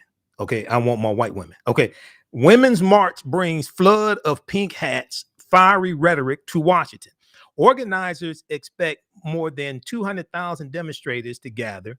Now, it was about 1 million across the country that day. This was January 21st, 2017, the day after Trump was inaugurated. Go back and read those articles. Where are all these white women? Because your voting rights are at stake now. This is why I said this on Thursday's show. I think maybe some people got mad at me. This is why I said, as much as I love John Lewis was one of my frat brothers, Phi Beta Sigma Fraternity Incorporated. I love John Lewis. I know he wrote the majority of the John Lewis Voting Rights Act, but understanding the demographic makeup of West Virginia, 3.5% of the population in West Virginia are African Americans, 5.2% of the population, or 5.2% of the population in Arizona, where Kyrsten Sinema is African American. I would have named the bill after Susan B. Anthony, because if you name the voting rights bill after Susan B. Anthony, now you put the 19th Amendment to the U.S. Constitution front and center. You reframe the conversation from a civil rights bill. And this is a bill for Black people. You reframe the conversation because 54% of the population in Arizona, where Kyrsten Sinema are white people. The majority of the population in West Virginia is a red state to start with. Joe Biden only got 29% of the vote in West Virginia. Donald Trump won West Virginia in 2016 and 2020 by 40% of the vote. So when you have to understand strategy, I would have named the bill after Susan B. Anthony. All right, those watching on Facebook and YouTube, keep watching for a few more minutes. Visit our website, AfricanHistoryNetwork.com. You can support us, Cash App, $ TheAHNShow, and PayPal, paypal.me/TheAHNShow. Right now, let's correct wrong behavior. It's not over till we win. Wakanda forever. We'll talk to you next time. Peace. All right, stand by. Okay. So read this article here, and this is one that we deal with in my online class, from the Civil War to the Civil Rights Movement and Black Power, 1865 to 1968. Read this piece here from history.com. This deals with how Jim Crow era laws suppressed the African American vote for generations.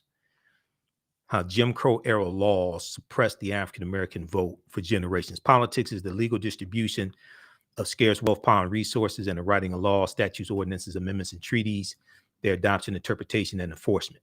Okay, so you have to understand history, law, and politics. They all intersect. So read this one here. They talk about the Mississippi State Convention of 1890, poll taxes, literacy tests, all white primaries. They talk about the 1944 U.S. Supreme Court case of Smith versus Allwright, which struck down the all-white primaries. The U.S. Supreme Court ruled that the all-white primaries in that they had in Texas were unconstitutional. Then they talk about the Voting Rights Act of 1965 and Shelby County versus Holder, U.S. Supreme Court case 2013, that gutted Section 4 of the Voting Rights Act. And then it led to 868 fewer polling places in 2016, the 2016 presidential election. And then in 2020 presidential election, there were about 1,700 fewer polling places. Okay. And it's more than 1,600. It's really about close to about 1,700 fewer polling places. MotherJones.com has some good reporting on this. And the articles also from thenation.com that Ari Berman wrote for The Nation, especially back in 2016. Okay, you look at this piece right here from MotherJones.com. More than 1,600 polling places have closed since the Supreme Court gutted the Voting Rights Act. Okay, that was Shelby County versus Holder 2013. All of this is connected. All of this is related. And unfortunately, many of our people don't understand how all this is connected. So read that article. Now, there was a, okay, so we got that. Oh, this one here, Robert Mercer. This came out in 2017. This article here about Robert Mercer came out in 2017, hedge fund billionaire. A lot of people don't know who Robert Mercer is. I was warning our people about him back in 2016, and then we talked about him in 2017 after the election. The reclusive hedge fund tycoon behind the Trump presidency. This is from March 17, 2017, how Robert Mercer exploited America's populist insurgency. Robert Mercer is anti-civil rights. We should have seen him coming. We should have seen Donald Trump coming. If we understood Richard Nixon in 1968 and Nixon becoming president after, and Nixon was a backlash to the civil rights movement, the Black Power movement, affirmative action. Okay, Nixon was a backlash to all of that. And Nixon ran on the platform of law and order. He was a backlash to the rebellions that were taking place, or what some people call riots, the rebellions taking place in different cities across the country. Richard Nixon was a backlash to all of that. Nixon ran on the platform of law and order. If we understood Richard Nixon and also George Wallace, governor of Alabama, then we would have seen Donald Trump coming, and we would have stopped him, because Trump won in 2016 by 78,000 popular votes in Michigan, Wisconsin, and Pennsylvania. Trump ran on the platform partly of law and order. And Trump was a backlash to 2 terms of President Barack Obama. And Trump weaponized a lot of the cultural anxiety that a lot of white people had, a lot of white Republicans had in this country, the fear of the browning of America, a lot of hatred that some white people had. Trump weaponized that. Well, Robert Mercer was an early financier of Donald Trump, even before Sheldon Adelson came on, the hotel magnate, before Sheldon Adelson came on, Robert Mercer was an early financier of Donald Trump.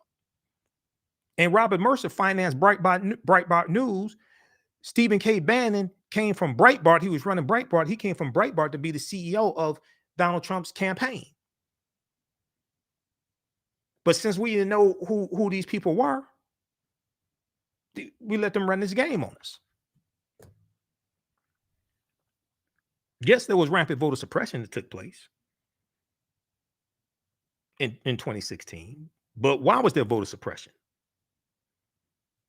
Because the Republicans understood how important that 2016 election was, how important it was to maintain control of the U.S. Senate. And in 2016, they said that this is about the Supreme Court and this is about federal judges. This is about the Supreme Court and this is about federal judges. All of those are lifetime appointments because they knew they knew that in the 2020 election, they knew that in the 2020 census, they were going to lose ground. They knew that by 2043, that white people would no longer be a majority population in this country. There was the fear of the browning of America.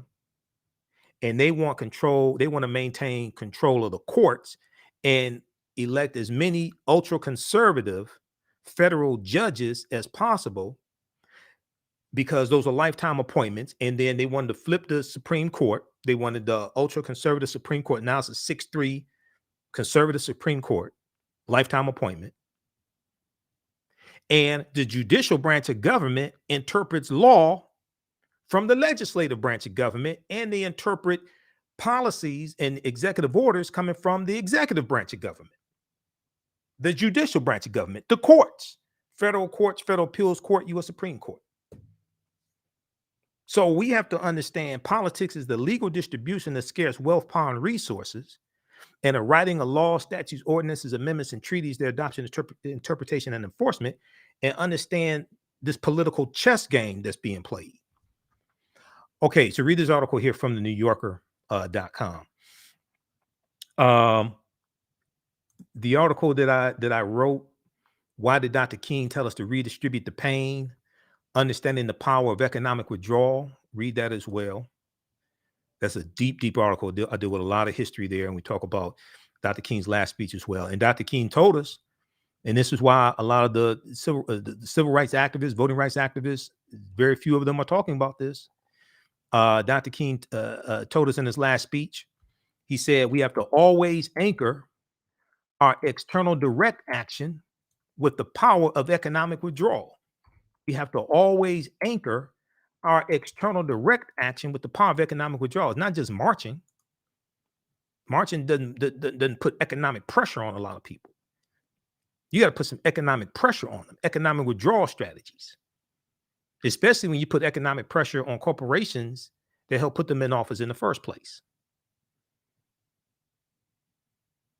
Okay, so read this piece as well. All right. And you can read all of my articles at AfricanHistoryNetwork.com. We'll post a link here to the article that I wrote also. Let me see. I'll post that link here as well. Okay, visit our website, AfricanHistoryNetwork.com. You can register for the online classes I teach on the weekends, and we do the sessions live. All the sessions are archived and recorded. You can go back and watch them anytime, even after the class is over with. You still have full access to the class. You can go back and watch it. You can also advertise with the African History Network. Email us at AHNshow@AfricanHistoryNetwork.com. Okay. Current promotion for very limited time only. Buy 1 month, get 2 months free as long as we have inventory to sell. On Saturdays is From the Civil War to the Civil Rights Movement and Black Power, 1865 to 1968. And Sundays is Ancient Kemet, the Moors, and the Ma'afa. Kemet, one of the original names for Egypt. Ancient Kemet, the Moors, and the Ma'afa. Understanding the transatlantic slave trade, what they didn't teach you in school. Okay. And we deal with thousands of years of history, and we deal with what leads up to the transatlantic slave trade taking place. Let me see. We'll post a link here to the article that I wrote right there. So we have a special bundle pack. Normally these classes are $130 each. We have a special bundle pack right now. You can register for both classes for only $70. And as soon as you register, you can start watching the content. Okay. So that's at AfricanHistoryNetwork.com. And we'll post a link here as well. And I've got to get out of here because I have to head out to West Virginia in the morning. So research Dr. King, study Dr. King, to study Malcolm X, understand the historical context that they operate within. And right now, it's correct wrong behavior is not over till we win. Wakanda forever. We'll talk to you next.